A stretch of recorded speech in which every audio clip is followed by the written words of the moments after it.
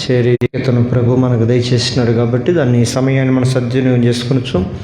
ప్రార్థనతో మనం ముందుకెళ్దాం. ప్రార్థన మైకి.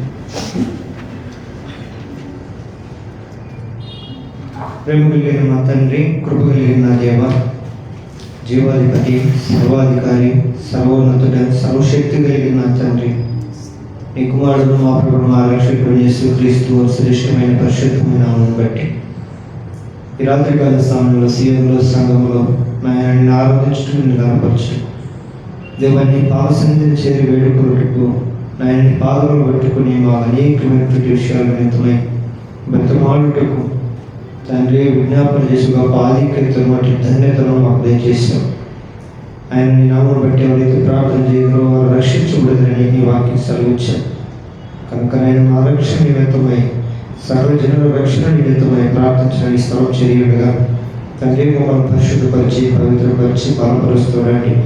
పాడే పాటలు వర్తమానంలో సమస్తంలో తండ్రి నీ స్వరము మాకు అనుగ్రహించి నీ నామను కీర్తించి మా స్వరము తెరవ చేయండి. నాయన దాసుని ఆత్మను అభిషేకించి సంఘానికి మాకేం కావాలో తండ్రి అప్పుడు అమూల్యమైన మాటలు మాకు అనుగ్రహిస్తున్నామని ప్రార్థన చేస్తున్నాం. ఈ సమయం ఆధ్యాత్మిక మొదలుపెట్టి ముగించేంత వరకు కూడా నా మహిమాత్మైన కృప చూపించదురుగా కానీ ఈ రైతు వెళ్తున్న వాక్యాన్ని జీవితంలో కార్యసిద్ధులు చేయడానికి సహాయం తెచ్చాము. చేసిన మమ్మల్ని బలమైన అస్త్రాలు చెప్పుకుంటూ అపవాదికారుల దృష్టి కార్యాల నైనా ఆటంకాలన్నింటినీ దూరపరిచి ఈ మహిమాత్మైన తండ్రి మేము అడుగు ప్రతి కూడా మీ సభను పొందుకున్నట్లుగా మమ్మల్ని అభిషేకించి దీవించిన కృప పాత్రలు మమ్మల్ని చేయమని యేసు నామమున ప్రార్థించడానికి వేడుకుంటున్నాము తండ్రి. ఆమేన్.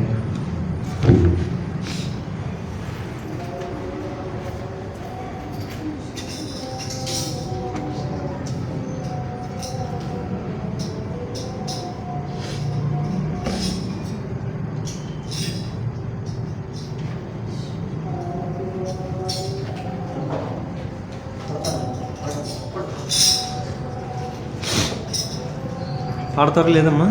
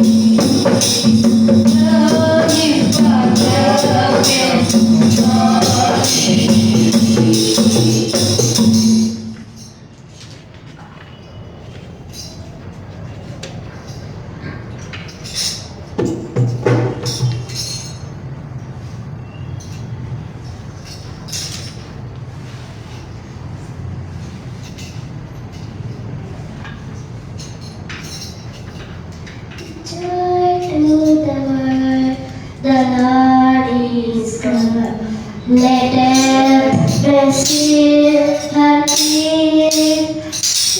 Let every heart prepare his room, and heaven nature sing,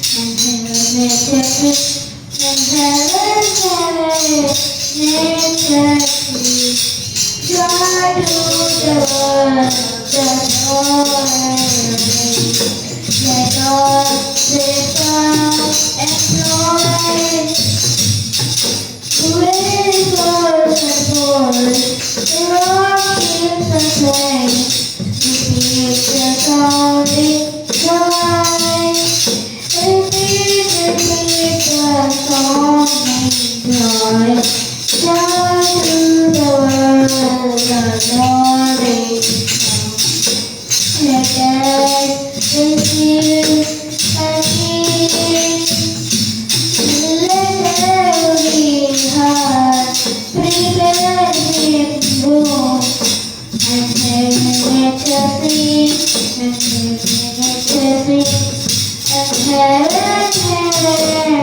nature sing.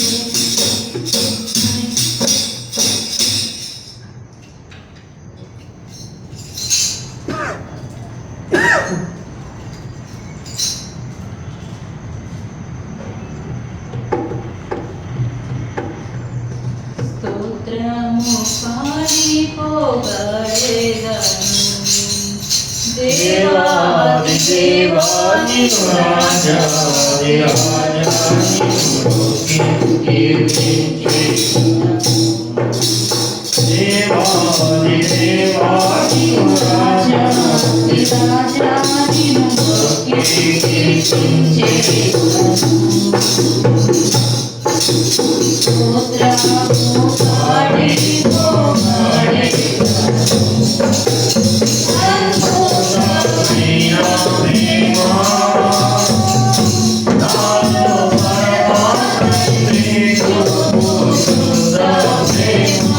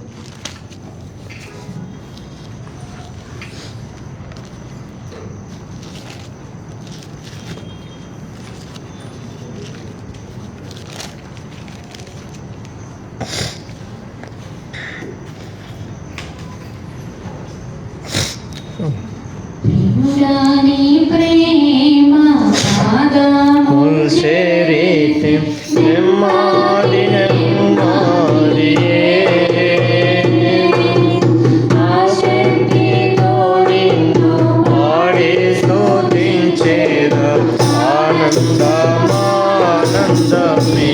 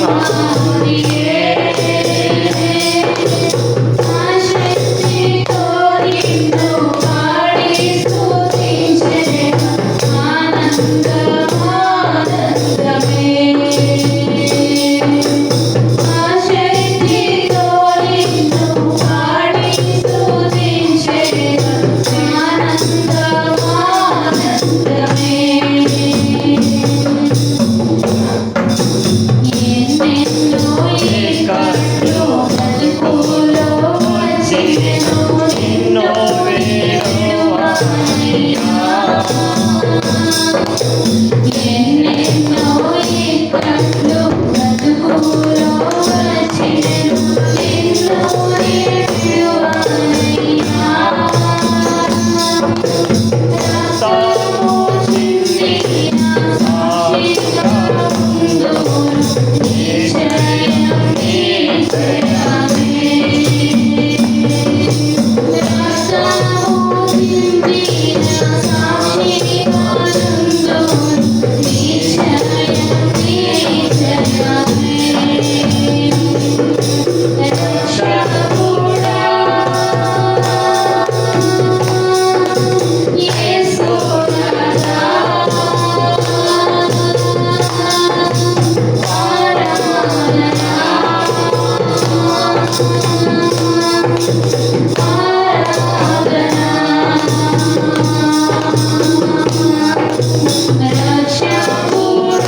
రక్షకుడా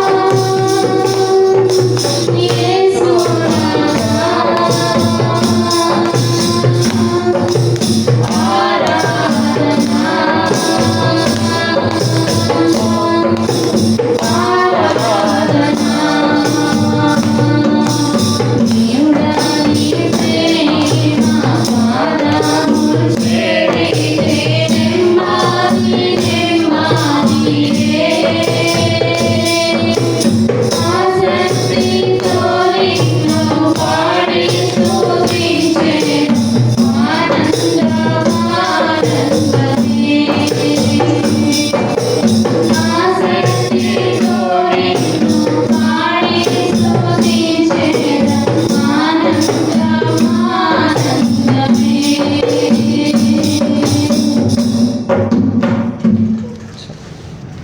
పరిశుద్ధ గ్రంథంలో నుంచి కొన్ని మాటలు మనం చదువుకుందాం ప్రార్థించేక ముందుగా.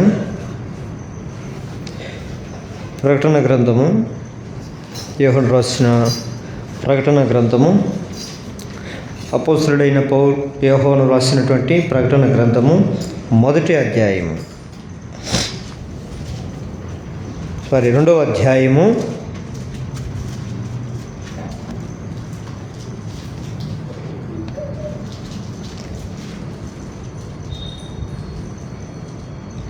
29వ వచనం. 2వ అధ్యాయము ప్రకటన గ్రంథము 2వ అధ్యాయము 29వ వచనం అందరం కలిసి చదువుకుందాం. సంఘములతో ఆత్మ చెప్పుచున్న మాట చెవిగలవాడు వినుగాక. ప్రార్థన చేసుకుందాం. దేవుడి వాక్యం మనతో మాట్లాడినట్టుగా చిన్న ప్రార్థనతో మనం ముందుకెళ్దాం. కృప కలిగిన మా తండ్రి, కరుణ కలిగినటువంటి మా దేవ, నీ కరుణ వాత్సల్యతను బట్టి, నీ ప్రేమను బట్టి ఈరోజు నీ పాద సన్నిధి మమ్మల్ని ఆకర్షించుకొని నీ సంఘములో, నీ సన్నిధిలో, నీ నివాసములో, నీ పాదపీఠం చెంత చేరి ప్రార్థించుకునే గొప్ప ధన్యతను మాకు దయచేసిన విధానం బట్టి నీకు వందనాలు. చేరి వచ్చిన ప్రతి బిడ్డలు మీరు దీవించి ఆశీర్వదించండి. మా సమక్షమందు చదవబడినటువంటి లేఖన వాక్యమును దీవించము, ఆశీర్వదించము, పిలిచి మాకు అనుగ్రహిస్తూరండి. నిలబడుతున్న ఈ దాసు నన్ను కూడా ఆత్మతో అభిషేకించి తండ్రి, ఈ దినాల్లో తండ్రి సంగముగా మేమేమి వినాలో, ఏమి నేర్చుకోవాలో, ఏం తెలుసుకోవాలో నాయన మా గమనాలకు మీరు పరిశుద్ధాత్మ నడిపింపు ద్వారా మాతో మాట్లాడుతూ రమ్మని వేడుకుంటున్నాను.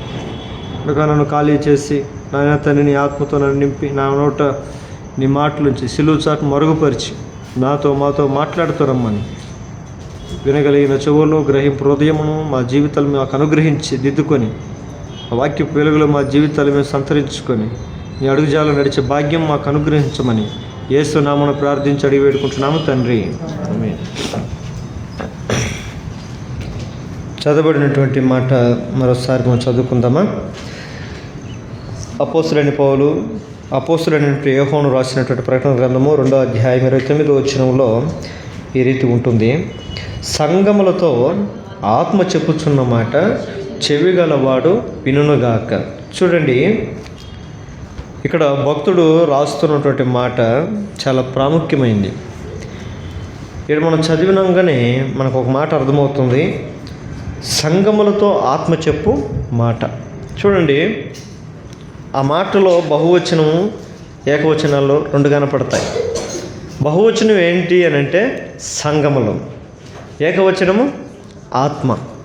సంఘములతో ఆత్మ చెప్పుచున్న మాట. సంఘము అని పలకలేదు కానీ సంఘములు అంటున్నాడు. సంఘములు అని అంటే సమూహము అని అర్థం. అంటే ఒక గుంపుని సంఘం అంటాం. ఆధ్యాత్మిక జీవితంలో ఈ బైబిల్ మనకి ఏం బోధిస్తుంది? ప్రతి విశ్వాసిని దేవుడు సంఘముగా పోలుస్తాడు. ఒక క్రైస్తవుడు అనగానే మనకు అర్థం కావాల్సింది ఏంటంటే సంఘము నేనే అని మనం అర్థం చేసుకోవాలి. దేవుడు ఈ సంఘంగా మనల్ని ఎందుకు మార్చాడు అని అంటే, సంఘము దేనికి గుర్తు అంటే ప్రభు రాకడ కొరకు సిద్ధపడేది, లేదా ఆయన కొరకు ఎదురు చూసేది. ఆయన వచ్చిన తర్వాత ఆయనతో పాటు ఎత్తబడి ఆయనతో పాటు వెళ్ళేది అనేది అర్థం.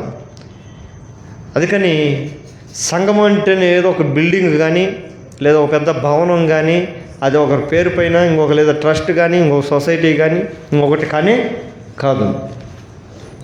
సంఘము అనగా విశ్వాసి లేదా క్రైస్తవుడు. సంఘముగా దేవుడు మనల్ని కొన్నాడు. ఆయన తన స్వరక్తం ఇచ్చి మనల్ని తన సంఘముగా కొన్నాడని వాక్యం సెలవిస్తుంది. యేసు ప్రభు తన స్వరక్తం ఇచ్చి మనల్ని తన సంఘముగా కొన్నాడు. ఈ సంఘం ఎలా ఉండాలి అయ్యా అంటే, ఆయన చెబుతున్నప్పుడు లేదా ఆయన మాట్లాడుతున్నప్పుడు ఆత్మ చెప్పు సంగతిలో చెవిగలవాడు వినుగాక. సంఘములతో ఆత్మ చెబుతున్న మాట చెవిగలవాడు. సంఘానికి ఏమున్నాయంట? సంఘములతో చెప్పే మాట చెవి కలిగిన వారు వినాలంట. ఈ రోజుల్లో దేవుని వాక్యము మనం చూస్తూ ఉంటే అన్ని రిఫరెన్స్ చూపి సమయం సరిపోదు. కానీ ఎందుకు దేవుడు వినమని అని అంటుంటాడు అంటే, వినేవాళ్ళు తక్కువని అర్థం. చాలాసార్లు దేవుడు వినండి, నా ప్రజలారా నా వైపు తిరగండి. యెషయా గ్రంథం 1వ అధ్యాయం చూసినప్పుడు కూడా నా ప్రజలు నన్ను మర్చిపోయి ఉన్నారంటాడు. ఎద్దు తన కామందుని ఎరుగుతుంది, గాడిద సొంతమని దొడ్డు తెలుసుకుంటుంది, నా ప్రజలు మాత్రం నన్ను లెక్కలేనిసార్లు మర్చిపోయి ఉన్నారు. అంటే దేవుడే గుర్తు లేదు, ఇక వినే పరిస్థితి వేరే. చాలామంది క్రైస్తవుల జీవితాల్లో కూడా చూస్తే ఈ రోజుల్లో చాలామంది కూడా దేవుని దగ్గరకు వస్తున్నాం కానీ దేవుని మాటలు వినటము చాలా కష్టతరం. అందుకని దేవుడు ఆ పరిస్థితిని, ఆ స్థితిని, ఆ సిచ్యువేషన్ గమనించి ఆయన తన ప్రజలను ఉద్దేశించి పిలుస్తూ ఉంటాడు. చెవి కలిగిన వారులారా నా మాట వినుడి. వినుట వలన ఏం కలుగుతుంది అని అంటే, వినుట వలన విశ్వాసం కలుగుతుంది. ఈ రోజుల్లో క్రైస్తవులు విశ్వాసం అనే పునాదులు బలహీనమైపోవటానికి కారణం ఏంటి అంటే, సరిగా దేవుని వాక్యమును విని దాన్ని అర్థం చేసుకునే విషయంలో చాలామంది ఫెయిల్ అయిపోతున్నారు. ఒకవేళ వింటున్నా కూడా అర్థం కావట్లేదు. ఎందుకు అర్థం కావట్లేదంటే దానికి కూడా పరిశుద్ధ గ్రంథంలో సమాధానం ఉంటుంది. ఈ యుగ సంబంధమైన దేవత ఈ సువార్త యొక్క ప్రకాశమానం వారి మీద ప్రకాశింపకుండానట్లు వారి మనోనేత్రములకు గుడ్డితనం కలిగజేసిందంట. గుడ్డివాడికి వచ్చి ఈ పాలసీలు ఎలా ఉన్నాయి, ఈ జోగ్ పాలసీ కానీ ఇంకొకటి వాటర్ పాలసీ కానీ వాడికి చూపిస్తే ఎట్లా ఉంటాయి, వాడికి ఏం తెలుసు? వాడు శబ్దం వినగలుగుతాడు, లేకుంటే అవసరమైతే ముట్టుకోగలుగుతాడు, దాని రూపం ఎరగలేడు. అదే రీతిగా ఈ గుడ్డితనముతో చాలామంది కూడా దేవుని యొక్క సువార్త యొక్క ప్రకాశం మనం ప్రకాశిస్తుంది కానీ దాన్ని గ్రహించలేకపోయినట్టుగా, అది వాళ్ళ బలహీనత కాదు, ఈ యుగ సంబంధమైనటువంటి దేవత వారి మనోనేత్రములకు గుడ్డితనము కలుగు చేసిందంట. క్రైస్తవులు చాలామంది గుడ్డివారు వలె తవుడులాడుతున్నారు ఈ రోజుల్లో. ఏది శ్రేష్టమైన మార్గం, ఏది నేను నడవలసిన మార్గం, ఏది నేను చేరుకోవలసిన, అంటే గురి గమ్యం లేని జీవితాలు ఈ రోజుల్లో భూమి మీద మనం చూస్తున్నాం. అయితే కీర్తనకారుడు ఒక మాట అంటాడు, యెహోవా యందు భయభక్తులు కలిగిన వారు ఎవరో ఆయన వారు నడవలసిన మార్గమును ఆయన వారికి బోధించునంటాడు. ఇప్పుడు మనం దేవుని యందు భయభక్తులు కలిగి ఉంటే మనం నడవలసిన మార్గము మనకు ఒకరు చెప్పాల్సిన అవసరం లేదు, ఆయనే మనతో బోధిస్తాడంట. దేవునికి మహిమ కలుగును గాక. ఈ భూమి మీద మనము ఎట్లా నడవాలో ఒక ఉన్నతమైన మార్గం బోధించేవారు ఎవరున్నారో ఉంటే అది దేవుడే. ఆయన ఎందుకు భయభక్తి కలిగిన వారికి ఏంటో ఆయన బోధిస్తాడంట. ఇదిగో ఇదే త్రోవ, ఇందులో నడువుడి అని నీకు ఒక స్వరము చెప్పుట విందువు అంటుంది వాక్యం. ఇప్పుడు ఈ స్వరం ఎక్కడ వినాలి అని అంటే దానికి కూడాకి ఇప్పుడు మూలంకి వస్తుంది. మనం దేవుని మందిరమునికి వెళ్ళిన ఎడల ఆయన మనం నడవలసిన మార్గం మీద ఆయన మనకు బోధిస్తాడు. మనం లోకంలో ఉంటే ఆయన మనకు నడవాల్సింది ఏదో మనకి ఎప్పుడు కూడా చెప్పడం. కొంతమంది లోకంలో ఉండి దేవుణ్ణి అడుగుతూ ఉంటారు, కానీ ఆయన లోకంలో ఉన్నవాడు కాదు, ఆయన లోక సంబంధి కాదు, లోకానికి సంబంధించింది ఏది కూడా నాలో లేదు అని అంటాడు ఆయన శిష్యులతో. కనుక నా శిష్యులారా, నన్ను వెంబడించే వారులారా, లేచి వెళుదాం రండి, నేను వెళ్ళి చోటుకి రండి. ఎందుకంటే ఈ లోకాధికారి బయలుదేరి ఉన్నాడు, వాడికి నాకు ఏ సంబంధమే లేదు. ఈ రాత్రికాల సమయంలో తన దగ్గర కూర్చున్నటువంటి వారితో విశ్వాసులను ఆయన ఒక సంఘముగా మార్చి వారిని తన రక్తంతో కడిగి పరిశుద్ధపరిచి శుద్ధీకరించి ఒక నిష్కలంకులుగా ఒక ఉన్నతమైన వారుగా దేవుడు తీర్చిదిద్ది ఒకరోజు రానయ్య ఉన్నాడు. ఆయన వస్తున్నాడు. ఆయన వచ్చినప్పుడు ఆయన ఎదుట మనం ఎత్తబడాలంటే ఆయన కోరుకున్నటువంటి పరిశుద్ధత మనలో ఉండాలి. ఆ పరిశుద్ధత అనుగ్రహించేదే పరిశుద్ధ సంఘం. ఆమేన్. దేవుని మందిరానికి రాకుండా మనం ఎప్పటికీ పరిశుద్ధులమే కాలేము.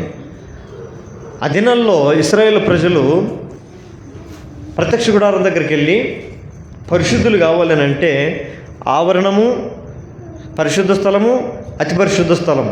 వాళ్ళ ఆవరణలోకి వెళ్ళిన తర్వాత అక్కడ ఇత్తడి గంగాలం ఒకటి ఉంటుంది, వాళ్ళ చేతులు కడుక్కోవాలి. బలిపీఠం ఉంటుంది. బలిపీఠం దగ్గరికి వెళ్ళి బలి పశువును వధించి దాని రక్తమును చేతపట్టుకొని పరిశుద్ధ స్థలంలోకి వెళ్ళాలి. ఆ ప్రోక్షణ లేకుండా, ఆ పాప ప్రక్షాళన లేకుండా పరిశుద్ధ స్థలంలోకి వెళ్ళటం అసాధ్యం.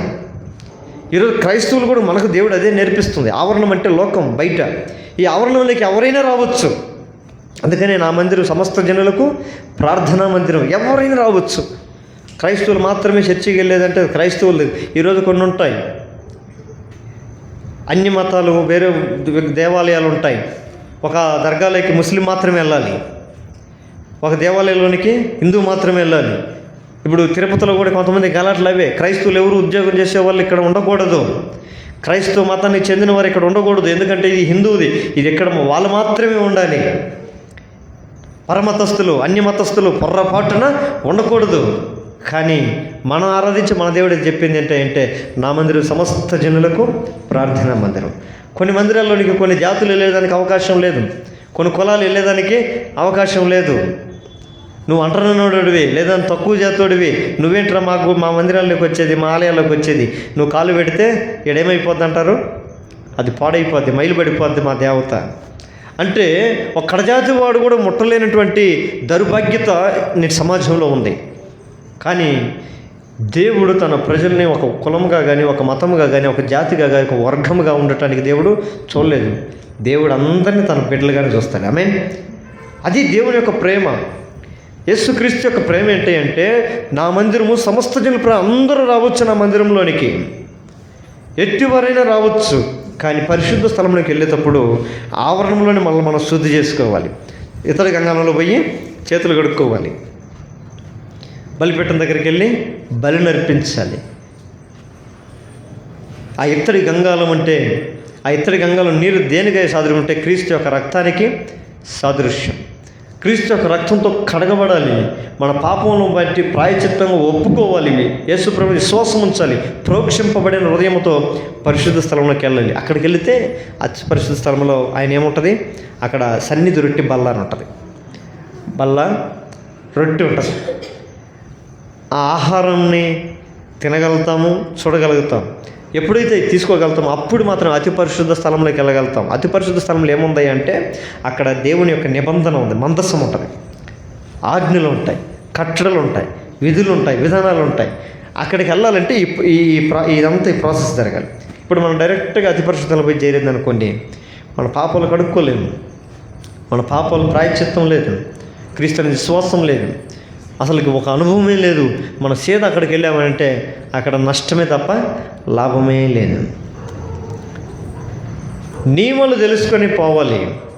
ఈరోజు బైబిల్లో కూడా అపొస్తలుడు అంటాడు, జట్టి అయిన వాడు సరైన నియమం ప్రకారం పోరాడుకుంటే జట్టులో గెలవలేడు కదా. నేను పోయి క్రికెట్ ఆడతానంటే టీమిండియాతో పోయి చేరి అవద్దా? దానికి ఒక నిష్ఠత కావాలి, దానికి ఒక ప్రాక్టీస్ కావాలి, ఆయన గొప్ప అనుభవం కావాలి.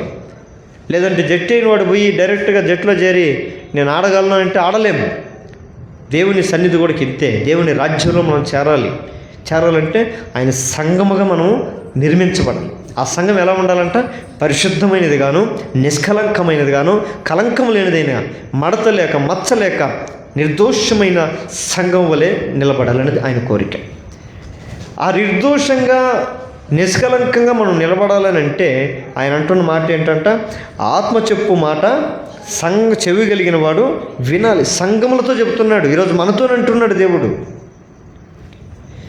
ఈరోజు ఒక విశ్వాసి, ఒక సంఘముగా ఉన్నటువంటి వాడు ఏ రీతిగా కాక ఏ రీతిగా ఉండాలి అనే అనుభవాలు నేను మీ గమనానికి తీసుకొని వస్తాను. ఆ రీతిగా కాక, లేదా ఆ రీతిగా అవ్వక, ఆ రీతిగా ఉండక, ఈ రీతిగా ఉండాలి, సంఘం ఏ రీతిగా ఉండాలి అనేది దేవుని వాక్యం మనం చూస్తే చూడండి. మొట్టమొదటి యోహాను రాసిన సువార్త 20వ అధ్యాయం. యోహాను రాసిన సువార్త 20వ అధ్యాయం త్వరగా చదువుకుందాం. యోహాను రాసిన సువార్త 20వ అధ్యాయం 27వ వచనం. తోమాను చూచి, నీ వేలు ఇటు చాచి నా చేతిలో తుడుము, నీ చెయ్యి చాచి పక్కలో ఉంచి, అవిశ్వాసి కాక విశ్వాసివై ఉండగలవు. ఏం కాకంటమ్మా? నువ్వు అవిశ్వాసివి కాక విశ్వాసివి. ఒక సంఘము, ఈరోజు సంఘం ఎలా ఉండాలి అని అంటే అవిశ్వాసివి కాక విశ్వాసివై ఉండాలి. సంఘము అవిశ్వాసంగా ఉండకూడదు. ఈరోజు సంఘంలో సగానికి సగం మంది కాదు, సంఘమంతా విశ్వాసులతో నిండుకోమని సంఘం. ఏదైనా ఒకడన్నా ఉండంటే వాడిని బట్టి ఏదైనా కాపాడతానంటాడు. ఎవరితో? అబ్రహాముతో. సంఘంలో ఎవరు చేరుకుంటే కొత్త వాళ్ళు ఎవరైనా వస్తే వాళ్ళు అవిశ్వాసులే. అందరూ అవిశ్వాసంతో అంధత్వంలో మునిగిపోయి ఉన్నారు. తోమా కొడుకు ఒకరోజు దేవుని దగ్గరికి వెళ్ళి అంటాడంట, రండి మనం ఆయనతో పాటు వెళ్ళి చనిపోదాం రండి అంటే, యేసుప్రభు యెరూషలేముకు పిలిస్తే యెరూషలేముకు పోదాం రండి అంటే వాళ్ళు అంటారంట మిగిలిన శిష్యులు ఏమని, ఎందుకు ప్రభువా, ఇప్పుడే యెరూషలేము వాళ్ళు అక్కడ ఉండే వాళ్ళంతా మన మీద పగబట్టున్నారు, మనం అక్కడికి వెళితే రాళ్ళతో కొట్టి చంపేస్తారేమో, అంత కష్టం ఉన్నారు వాళ్ళు, వద్దులే ప్రభు అని మిగిలిన శిశువులు అంటే, ఈ తోమా అంటాడంట, మనం ఎందుకు అలా అనాలి, రండి ఆయనతో పాటు మరణించుటకైనా మనం యెరూషలేముకి వెళ్దాం రండి. అంత తెగింపుతో కూడినటువంటి, ఒకప్పుడు బ్రతికినప్పుడు విశ్వాసం ఉంది ఆయనలో. యేసు ప్రభు వారితో పాటు ఉన్నప్పుడు, వారితో పాటు తిరుగుతున్నప్పుడు, వారితో మధ్య సంచరిస్తున్నప్పుడు విశ్వాసం కలిగిన వాడై ఉన్నాడు. కానీ యేసు ప్రభు లేఖనముల ప్రకారం ఒకరోజు చనిపోయి తిరిగి లేచాడనే విషయం మాత్రము నమ్మట్లేదు. కానీ మిగిలిన మంది శిష్యువులు మాత్రం ఒకరోజు ఒక దగ్గర కూర్చొని ఉంటే వారి మధ్యలోనికి దేవుడు వచ్చి ప్రత్యక్షమయ్యి, నేను బ్రతికినాను, నన్ను చూడండి, నా చేతులు చూడండి, నా కాళ్ళు చూడండి, నా గాయాలు చూడండి అని వాళ్ళు చూపించుకొని ప్రత్యక్షపరుచుకున్నాడు. వాళ్ళు చూసి ముట్టి సంతోషించి ఆనందించారు. కానీ ఆ సమయంలో తోమా వారి మధ్యలో లేడు. ఆయన ఎక్కడో పని మీద బిజీగా తిరిగి ఉంటాడు. ఆయన తిరిగి ఒకరోజు ఆ సవాసంలోకి వస్తాడు. వీళ్ళందరూ కలిసి ఉన్న సవాసంలోకి వచ్చి కూర్చుంటాడు. వీళ్ళందరూ ఆనందంతో, తోమా ఒక గొప్ప సంఘటన జరిగింది, నువ్వు గొప్ప ఉన్నతమైనటువంటి ఒక ఛాన్స్ నువ్వు పోగొట్టుకున్నావు. ఏంటి ఆ లాటరీ అంటే, ఏంటి కాదు, మనం ఏ దేవుణ్ణి అయితే మనం ప్రేమిస్తున్నాం, ఏ దేవుణ్ణి అయితే మనం విశ్వసిస్తున్నామో, మనం ఆయన ఎందుకు ఆనందిస్తున్నామో, ఆయన చనిపోయాడు అనుకుంటున్నాము కదా, ఆయన చనిపోయింది మాట నిజమే, కానీ ఆయన తిరిగి లేచున్నాడు తోమా అని అంటే వాళ్ళందరినీ పిచ్చోళ్ళు చూసినట్టు చూశాడట. వాళ్ళ మాటలంతా చూసి వీళ్ళకి రాత్రులు నిద్ర పట్టక, సరిగా నిద్ర లేక, వీళ్ళకి అందరికీ ఎర్రి పట్టింది. ఇంక యేసుప్రభునే తలచి కళ్ళు మూసుకున్నా కళ్ళు తెరిచినా ఆయనే కనపడుతున్నాడు అని వాళ్ళు అంటాడంట, నేను మీ వలే వెర్రివాడిని అనుకుంటారా, ఈయన మహా తెలివి కలిగినాడు, నేను మీ వలే వెర్రివాడిని అనుకుంటారా లేకుంటే పిచ్చివాడిని అనుకుంటే, మీకు అందరికీ మతి భ్రమించింది, మీకు పిచ్చి పట్టింది. మీరన్నట్టు యేసు ప్రభు బ్రతకలేదు అన్నాడంట. వాళ్ళు పెద్దలు వచ్చారై, నేను పెద్దోని రా పేతురు అంటాడు, నేను పెద్దోని, నా మాట కూడా వినవా, అసలు అబద్ధాలు అవసరం ఏముంది, యేసు ప్రభు నిజంగా లేచాడు, మేము ఇదిగో ఈ కళ్ళుతో చూసాం, ఆయన మాతో మాట్లాడాడు, మా దగ్గరకు వచ్చాడు, మేము భయంతో ఉన్నాం, భయపడకూడని చెప్పాడు, సమాధానం లేదు, సమాధానం కలుగును కాక అన్నాడు.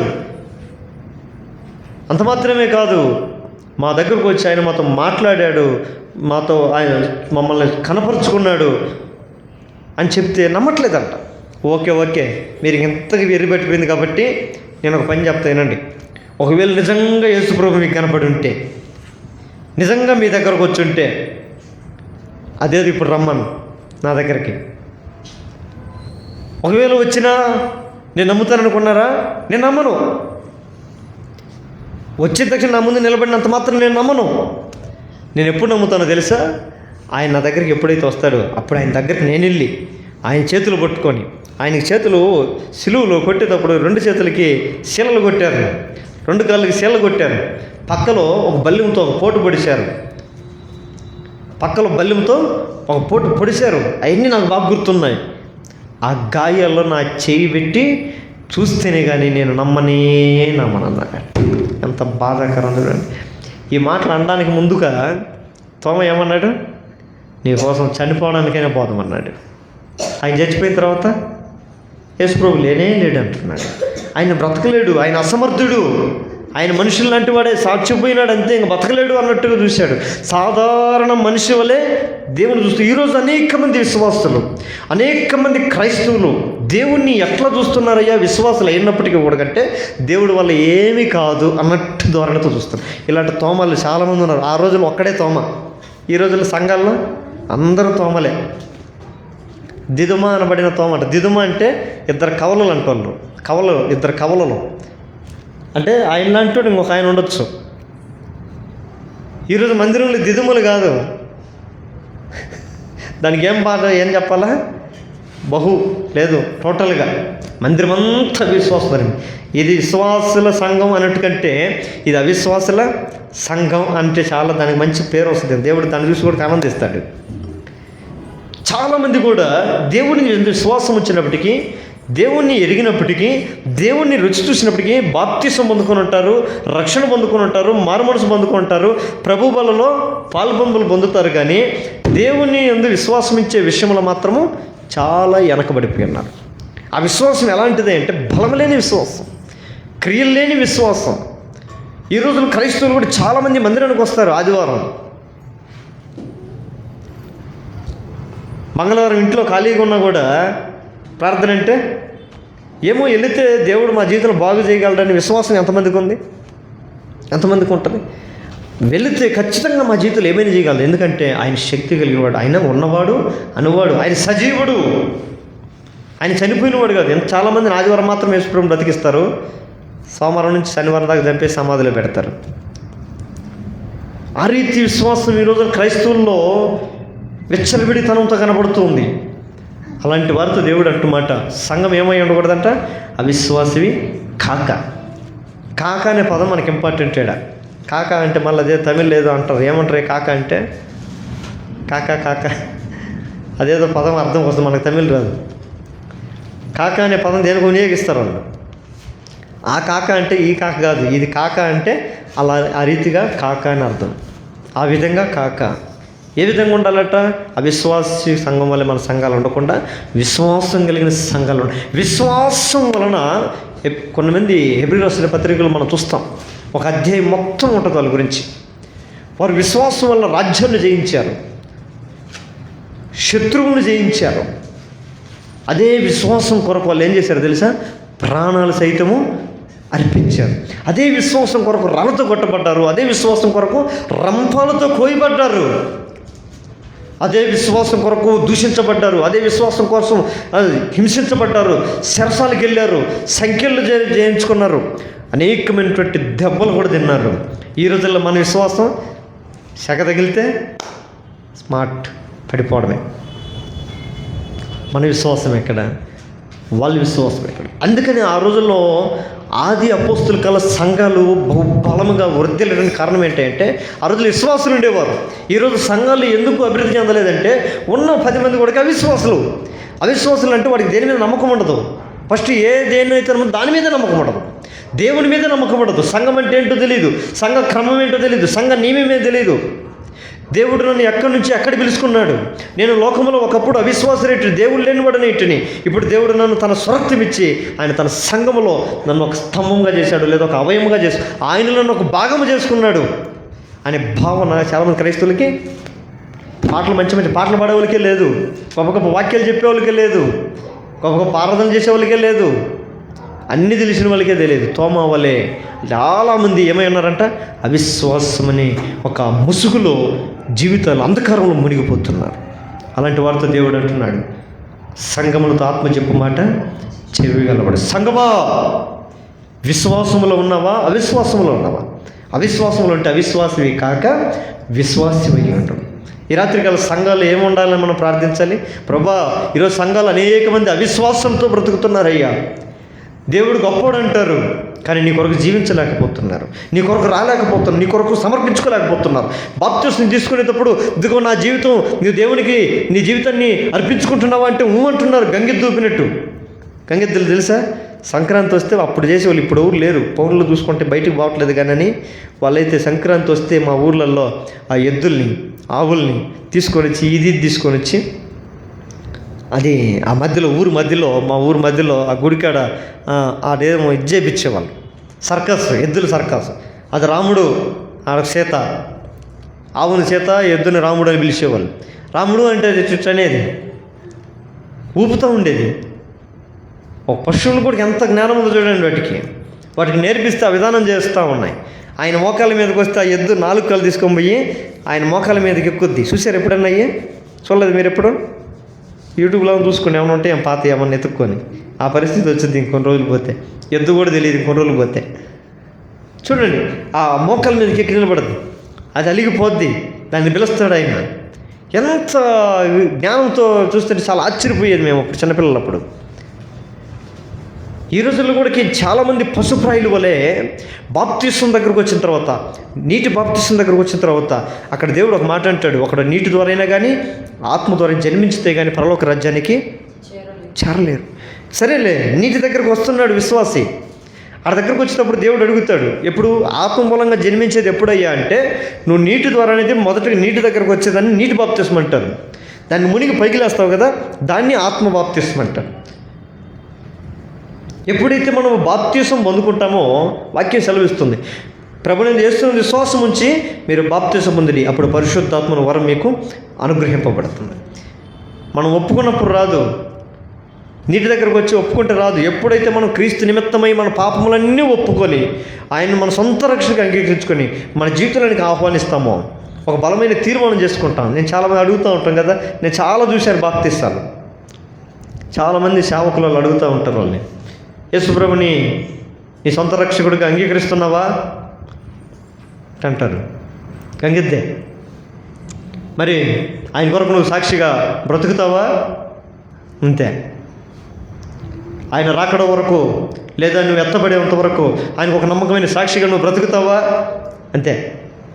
అప్పుడు అంటారు, వాళ్ళు ఏమంటారు తెలుసా, నీవిచ్చిన మాటను బట్టి పరిశుద్ధాత్మ నువ్వు ఒప్పుకుంటావు కాబట్టి తండ్రి కుమార పరిశుద్ధాత్మ నామంలో నీకు నేను బాప్తిసం ఇస్తున్నానని చెప్పి ముంచి లేపుతారు.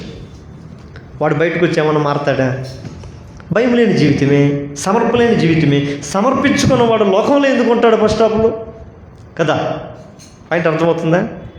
ఆడ ఒప్పుకుంటే నీ కొరకు సాక్షిగా బ్రతుకుతున్నాయా, నా జీవితం నిన్ను అంగీకరిస్తున్నానయ్యా, నీవే నా దేవుడిని ప్రతిష్ఠించుకున్నానయ్యా అన్నవాడు ఇంక దేవుడికి దూరంగా ఎలా ఉండగలుగుతాడు? ఉండగలుగుతాడా? సాధ్యమే లేదు. అంటే మనము ఆడ ఉత్తుత్తిదే అయిపోయింది. అదేదా ఆయన చెప్పమన్నాడు, చెప్పాం. కావాలి బాప్తిస్మం దేనికి? లోకంలో క్రైస్తుని అనబడ్డానికి, పిలవబడ్డానికి, అంతే. కానీ అలాంటి విశ్వాస క్రియలు లేని విశ్వాసం అది మృతం, అది చనిపోయిన వాడితో సమానమాడు. అందుకని బైబిల్లో అంటాడు, ఇదిగో నీవు బ్రతుకుతున్నావని పేరు ఉన్నది కానీ నీవు మృతుడివి అని. అదే ప్రకటన గ్రంథంలో ఒక సంఘాన్ని గురించి దేవుడు అంటాడు, నేను బ్రతుకుతున్నానని పేరు నీకు కలిగి ఉన్నది కానీ నువ్వు మృతుడివే. ఈరోజు చాలామంది విశ్వాసం అని చెప్పుకుంటున్నారు కానీ వాళ్ళంతా అవిశ్వాసులే. అలాంటి వారితో దేవుడు అంటున్నాడు, సంఘములతో ఆత్మ చెప్పు మాట చెవిగలబడి నువ్వు. సంఘమా ఏం కలిగి ఉండాలి? నీవు అవిశ్వాసివి కాక విశ్వాసివై ఉండాలి. ఈ రోజుల్లో విశ్వాసం చెప్పుకుంటూ క్రీస్తుని విశ్వాసించాల్సిన నీ జీవితం క్రీస్తుని పెడచూపు పెట్టి, దేవుని సన్నిధిని పెడచూపు పెట్టి, దేవుని సంఘాన్ని పెడచూపు పెట్టి నీ ఇష్టానుసారంగా నువ్వు లోకంలో జీవిస్తుంటే నువ్వు క్రీస్తుని విశ్వసించిన వాడు కాలేవు. అందుకని తోమ దగ్గరకు వచ్చి దేవుడు అంటున్నాడు, పనికి మనల్ని మాట్లాడావే, విశ్వాసి వై ఉండాలనేది నేను కోరుకున్నాను. అందుకని తిమోతి ఆ తోమని ఎక్కడ పంపించాడు దేవుడు అంటే తెలియని మన ఇండియాకి వచ్చాడంట. అసలు దేవుడు వాళ్ళకన్నా పేరు తెలుసు అక్కడ ఆ కంట్రీల్లో, యెరూషలేములో కానీ అక్కడుండి మిగిలిన కంట్రీల్లో కానీ ఆయన యేసుప్రభు తెలుసు. మన దేశం కాడికి వచ్చే యేసుప్రభు ఎవరో తెలియదు, అసలు ఆ పేరు ఉన్నదని విషయమే తెలియదు. అలాంటి వారి దగ్గరికి తోమని నడిపించాడు. దేవునికి మహిమ కలుగును గాక. ఆయన ఇక్కడికి వచ్చి యేసుక్రీస్తుని ప్రకటించాడు. నువ్వు చూసావా యేసుప్రభు? ఈయన ఒకప్పుడు అవిశ్వాసం, కానీ ఎప్పుడైతే దేవుని యొక్క వాక్యము విన్నాడు, దేవుని మాటను విన్నాడు, అందుకనే వినటం వలన విశ్వాసం. ఎప్పుడైతే దేవుని మాటను విన్నాడో, దేవుని చూశాడో, దేవుని స్వరం విన్నాడో, దేవుడు పిలిచాడు, తోమా ఇటురా, నా చేతుల్లో చేయి పెట్టు, నా గాయాల్లో చేతులు పెట్టు, ఇదిగో నీ చేయి దాచి నా పక్కలో ఉన్నటువంటి గాయంలో చేయి పెట్టి చూడు, ఇవి నాకున్నట్లుగా భూతానికి ఉండవు, అవిశ్వాసవి కాక విశ్వాసమయ్యి ఉండవు అని అంటే ఆ మాటల్లో ఆయనకి విశ్వాసం కలిగించి. ఈరోజు చాలా సంవత్సరాల నుంచి వాక్యాలు వింటున్నా, చాలా సంవత్సరాలుగా వాక్యం చదువుతున్నా, చాలా సంవత్సరాలుగా దేవుని మందిరానికి వస్తున్నా, మనలో విశ్వాసం కలగట్లేదు అంటే మనం ఇంకా మృతులమైనటువంటి మనము బ్రతకాల్సిన సమయం ఆసన్నమైంది. ఆయన వాక్యపు వెలుగు ఎవరి మీదైతే ప్రకాశిస్తుందో, జీవము లేని వాటికి కూడా దేవుడు జీవము అనుగ్రహించగలడు. చనిపోయాడు, 3 రోజులు అయిపోయింది, సమాధిలో ఉన్నాడు లాజరు. ఆయన స్వరం అక్కడికి వెళ్ళి చచ్చిపోయిన శవం కూడా స్వరాన్ని వినగలిగింది. ఆమేన్. వాళ్ళందరూ అంటున్నారంట చుట్టుపక్కల, యేసుప్రభువా వదిలేయ్యా, ఇప్పటికే చనిపోయి ఎన్ని రోజులైంది? 3 దినములు అయిపోయింది. కంపు కొడుతుండొచ్చు, లేదా వాసన కొడుతుండొచ్చు, వాసన కొడుతూ ఉండొచ్చు, దయచేసి ఇక్కడ దూరంగా నిలబడి మాలాగా ఏడ్చేసి వెళ్ళిపోతున్నారంట. కానీ దేవుడు దానికి కాదు వచ్చింది, మృతుడినైన లాజరును తన వాక్కు చేత ఆయన బ్రతికించడానికి. అందుకని ఆయన వాక్యము జీవం లేనట్టుకు జీవం ఇస్తుంది. ఎజ్కేల్ 30లో మనం చూస్తాం కదా, దేవుని ఆత్మ ఎజ్కేల్ అడిగి తీసుకున్న తర్వాత ఆయన ప్రవచించినప్పుడు ఎముకలు జీవం లేని నిర్జీవమైన ఎముకల్లోనికి జీవం వస్తుంది. ఈరోజు క్రైస్తవుల్లోనికి ఎందుకు దేవుని వాక్యం బహు బలముగా ప్రకటిస్తున్న జీవం రావట్లేదు, జీవం లేదు. కారణం ఏంటంటే, ఒకటి, సాతాను చేత మనము బంధించబడి, సాతాను చేత మనము చంపబడి ఆత్మీయ జీవితంలో పడిపోయి ఉంటే ఖచ్చితంగా దేవుడు వచ్చి మనం బ్రతికిస్తాడు. ఆమేన్. దేవుడు మనల్ని ఖచ్చితంగా బ్రతికిస్తాడు. కానీ దేవుడే మనం చంపేస్తే బ్రతికించటం అసాధ్యం. ఈ మాట బైబిల్లో ఉంటుంది. దేవునికి తమ హృదయంలో తమ మనసులో చోటునియకపోయిరు కనుక చేయరాని నీచ కార్యములు చేయుటకు దేవుడే వారిని భ్రష్ట మనసుకు అప్పచెప్పాడట. మనుషుల్ని అట్ట చెప్తారు దేవుడు. నిజంగా ఏంటి ప్రభా నీకు అంత కోపమా మనుషుల మీద? మరి నువ్వేమంటావే? లోకమును ఎంతగానో ప్రేమించాడు, పాపి నేను మనల్ని పిలిచాడు. నువ్వు పాపి ఒకప్పుడు, కానీ నా రక్తం ఇచ్చి నేను పరిశుద్ధినిగా చేశాను. ఈ పరిశుద్ధిని ఎట్లా వినియోగించుకోవాలో నీకు తెలియట్లే, దీన్ని ఎట్లా వాడుకోవాలో నీకు తెలియట్లే. అంత మాత్రమే కాదు, ఆ పరిశుద్ధతకి నువ్వు కలంకం తెచ్చావు. నీచుడు అన్నట్టుగా ఉంటుంది కదా. మనం ఏదైనా ఒక విలువైంది ఇస్తాం, దాన్ని దుర్వినియోగం చేస్తే ఎట్లా ఉంటుంది మనకి? దాని విలువ నీకేం తెలుసురా అని మనం మాట్లాడతాం లేదా? పంది మూతికి చెప్పండి, పంది మూతికి కమ్మ పెట్టినట్టు, బంగారు కమ్మి పెట్టినట్టు అంట. పంది మూతికి బంగారు కమ్మి పెట్టిందనుకో, పంది మూతి తీసుకుని తిన్నగా పోయి ఆడబెట్టద్ది అంతే. దానికి అదే తెలుసు, మరి ఇది బంగారుదిరా, ఇది దరిద్రమురా, ఇది దీనికి విలువ లేదురా, దీంట్లో పెట్టకూడదు ఈ బంగారాన్ని, నేను తల ఎత్తుకొని ఉంటానంటదే. నువ్వు బంగారం పెట్టుగాక వజ్రం పెట్టుగాక దాన్ని వదిలిపెడితే సేదా పోయి దాంట్లో పెట్టద్దు మూతి. దేవుని వాక్యం కూడా ఇంతే. అందుకని మీ ముత్యాలు పందులు ఎదుట వేయికుడి. దేవుడు హృదయంలో మనం ఆయనకు చోటు ఇవ్వకపోతే, మనం ఆయనకి ఇష్టమైన జీవితం మనం జీవించకపోతే, చేయరాని నీచ కార్యాలు చేసుకోపో అని దేవుడే మనల్ని ఒక భ్రష్ట మనసుకి, అనగా భ్రష్ట ఆత్మకు అప్పచెప్తారంట. కొన్ని ఆత్మలు ఉంటాయి. పరిశుద్ధాత్మ తెలుసు, మనకు తెలుసు, పరిశుద్ధాత్మ తెలుసు, దెయ్యాల ఆత్మ తెలుసు, దేవుడు ఆత్మలు తెలుసు. ఏమేముంటాయంట? మోగ దెయ్యం, చెవిటి దెయ్యాలు ఉన్నాయి, అన్ని ఆత్మలే. భ్రష్టాత్మలకు ఉంటాయంట. వాటికి అనుమతిస్తారు. దేవుడి దగ్గర ఎప్పుడు అంట పోటీలు పెట్టుకుంటాయంట. ప్రభా ప్లీజ్ ప్రభా నేను దూరుతా, వాళ్ళకి పోయి దూరుతా, ప్లీజ్ నాకు ఒక చిన్న అవకాశమే. అది చూడు, వాడి చర్చిలో కూర్చొని ఏం చేస్తున్నాడు చూడు, వాడు సక్రం వాక్యం ఏంటో, నేను పోయి దూరుతా వాళ్ళం. అలా వాళ్ళు చూడు, వాళ్ళు ఫోన్లు చూసుకుంటున్నారు, వీళ్ళు చూడు వీళ్ళు పాటలు పాడుతుంటే పాటలు పాడడం లేదు, మాకు రావులే పాటలు, కలిసి రెండోసారి పాడాల్సిన అవసరం కూడా లేదని కదలకుండా ఉన్నారు. వాళ్ళందరూ పోయి దూరితి అంట, ఇన్ని వచ్చి గుంపుగా సైన్యంలాగా. ఆ దూరితి ఇంకేం చేస్తాయి, మనం భ్రష్టు పట్టిస్తాయి, భ్రమ పట్టిస్తాయి. భ్రమ అంటే క్రైస్తవులమే కదా, యశ్వరం నమ్ముకొండలమే కదా, నువ్వు ఆ భ్రమలోనే బ్రతుకు సత్యంత వరకు. ఆ భ్రమలోనే చేస్తాం, ఆ భ్రమలోనే బ్రతికి ఆ భ్రమలోనే చేస్తే ఆ భ్రమలోనే పరలోకం కానీ పోతామంటామట చేయదా. నేను మొన్న ఏదో ఒకటి ఈ క్రిస్మస్ సీజన్కి ఇవన్నీ ఏదో చిన్న చిన్న షార్ట్ వీడియోలు, ఈ క్రిస్మస్ ఏమంటారు వాటిని స్కిట్లు చేస్తూ ఉంటారు చర్చిలలో. ఆ స్కిట్లు చేసి నేను చూసా, ఇక్కడ మత్తికేరి చర్చిలో ఒకటి జరిగింది. చాలా సంతోషం అనిపించింది నాకు వినడానికి. అది బాగా యాక్టింగ్ చేస్తున్నారు కానీ నిజంగా వాళ్ళు ఉన్నారో లేదో నాకైతే తెలియదు. ఆయన చచ్చిపోతాడంట, ఆయన పోతూ కొంతమంది ఏదో వాహనంలో పోతుంటే యాక్సిడెంట్ అయ్యి అందరూ చచ్చిపోతారు క్రైస్తవులు. పాస్టర్ ఉంటాడు, వాళ్ళతో పాటు సంఘ విశ్వాసులు అందరూ ఉంటారు. అందరూ పరలోకానికి వెళ్ళిపోతారంట. ఆడ దేవదూత కూర్చొని ఉంటుంది, ఆడ బల్ల వేసుకొని ఒక బుక్ పెట్టుకొని, దాని పేరు జీవగ్రంథం. వీళ్ళందరూ చేత అడిపోయి నిలబడి, ఎవరు నువ్వు? నేను మిమ్మల్ని లోపలికి పంపించాలంటే మీ పేరు ఎక్కడ ఉందో లేదో ఎతికి నేను చూసి మిమ్మల్ని లోపలికి పంపించాలయ్యా అంటే, సరే చూడు నా పేరు సామ్యేలు, ఫస్ట్లోనే ఉంటుంది చూడు. ఫస్ట్లో ఉంటుంది. ఫస్ట్లో ఎందుకు ఉంటుంది అంటే, నేను సంఘంలో పెద్ద పాస్టర్ని, నేనే పాస్టర్ని, వీళ్ళందరూ నా స్నేహితులే, మా తోటి సేవకులే, ఇదిగో వీళ్ళందరూ నా విశ్వాసులే, నా పేరు ఉంటుంది చూడు సామ్యేలు చూడు అని చెప్పాడంట.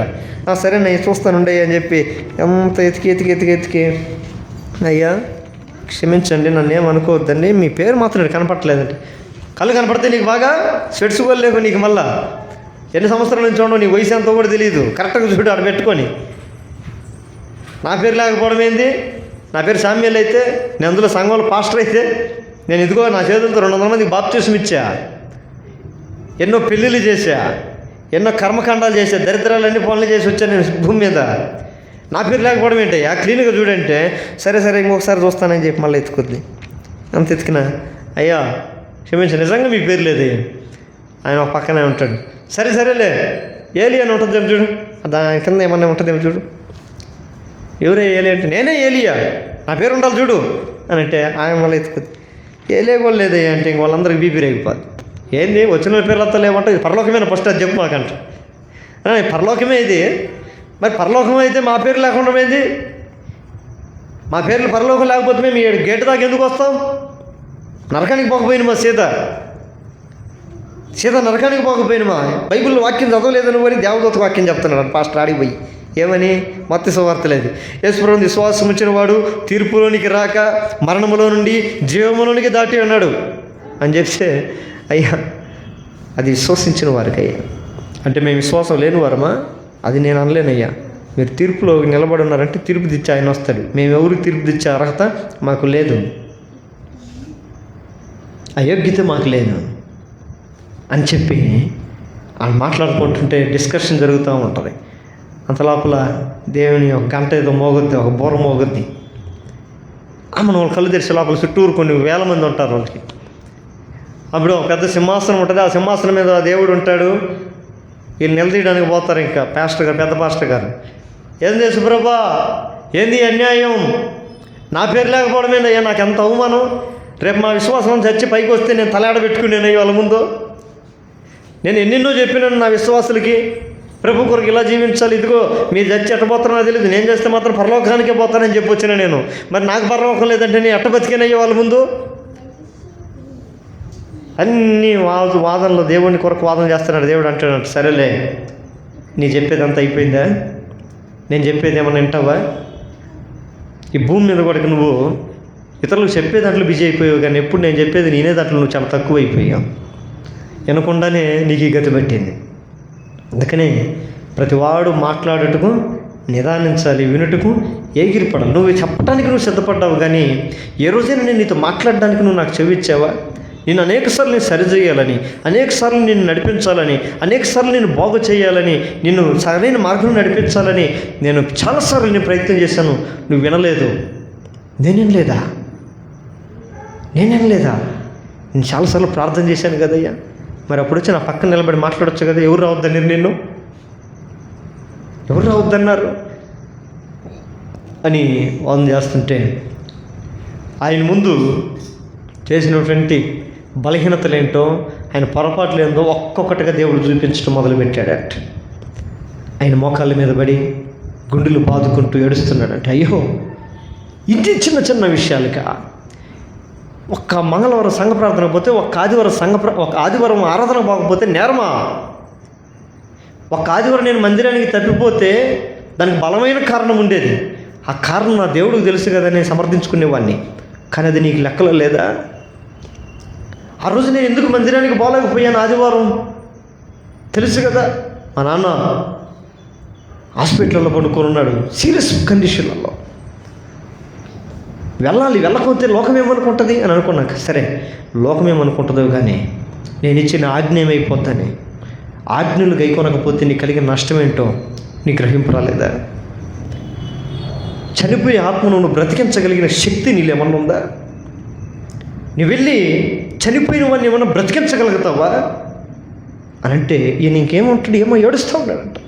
అయ్యా, ఒక్క ఆదివారం నేను మందిరానికి రాలేకపోయినానంటే నేను నరకానికి పాత్రున్నా. అది కాదు, ఆజ్ఞ అతిక్రమమే పాపం. ఇప్పుడు ఆజ్ఞ అతిక్రమించాం. ఈ ఆజ్ఞ గురించి తెలుసుకున్నవాడు, తెలియనివాడికి అయితే ఓకే, డోంట్ వరీ. తెలియని వాటికి క్షమాపణ ఉంది, తెలియని వాటికి క్షమాపణ ఖచ్చితంగా ఉంది. మేలైనది చేయి నిరిగి అలాగే చేయని వానికి పాపము కలుగను. నేను కూడా అప్పుడప్పుడు ఈ స్థలంలో చాలాసార్లు కూడా మాట్లాడుకుంటా. నా కుటుంబంలో నా బిడ్డకే కానీ, నా భార్యకే కానీ, నా తల్లిదండ్రులకే కానీ, ఎవరికైనా కానీ మరణము పోయేంత పరిస్థితి వచ్చినా అది పరిశుద్ధ దినమైతే నేను ఎట్టి పరిస్థితి పొర్రపాటును కూడా పోనాలి. ఇప్పుడు నేను పోయి ఆ రోజు పోయి చర్చిలో వదిలిపెట్టి అక్కడ ఉంటే నా పరిస్థితి ఏంటి? నేను కూడా అంతే, నేను ఆడ నిలబడాల్సిందే. ఇదే నాకు కనువిప్పోయింది. లేదు లేదు లేదు, చనిపోయేవాడి కోసం పరిగెత్తుకొని వెళ్ళి వాడిని బ్రతికించే సామర్థ్యత నాలో ఉంటేనే పరిగెత్తాలి.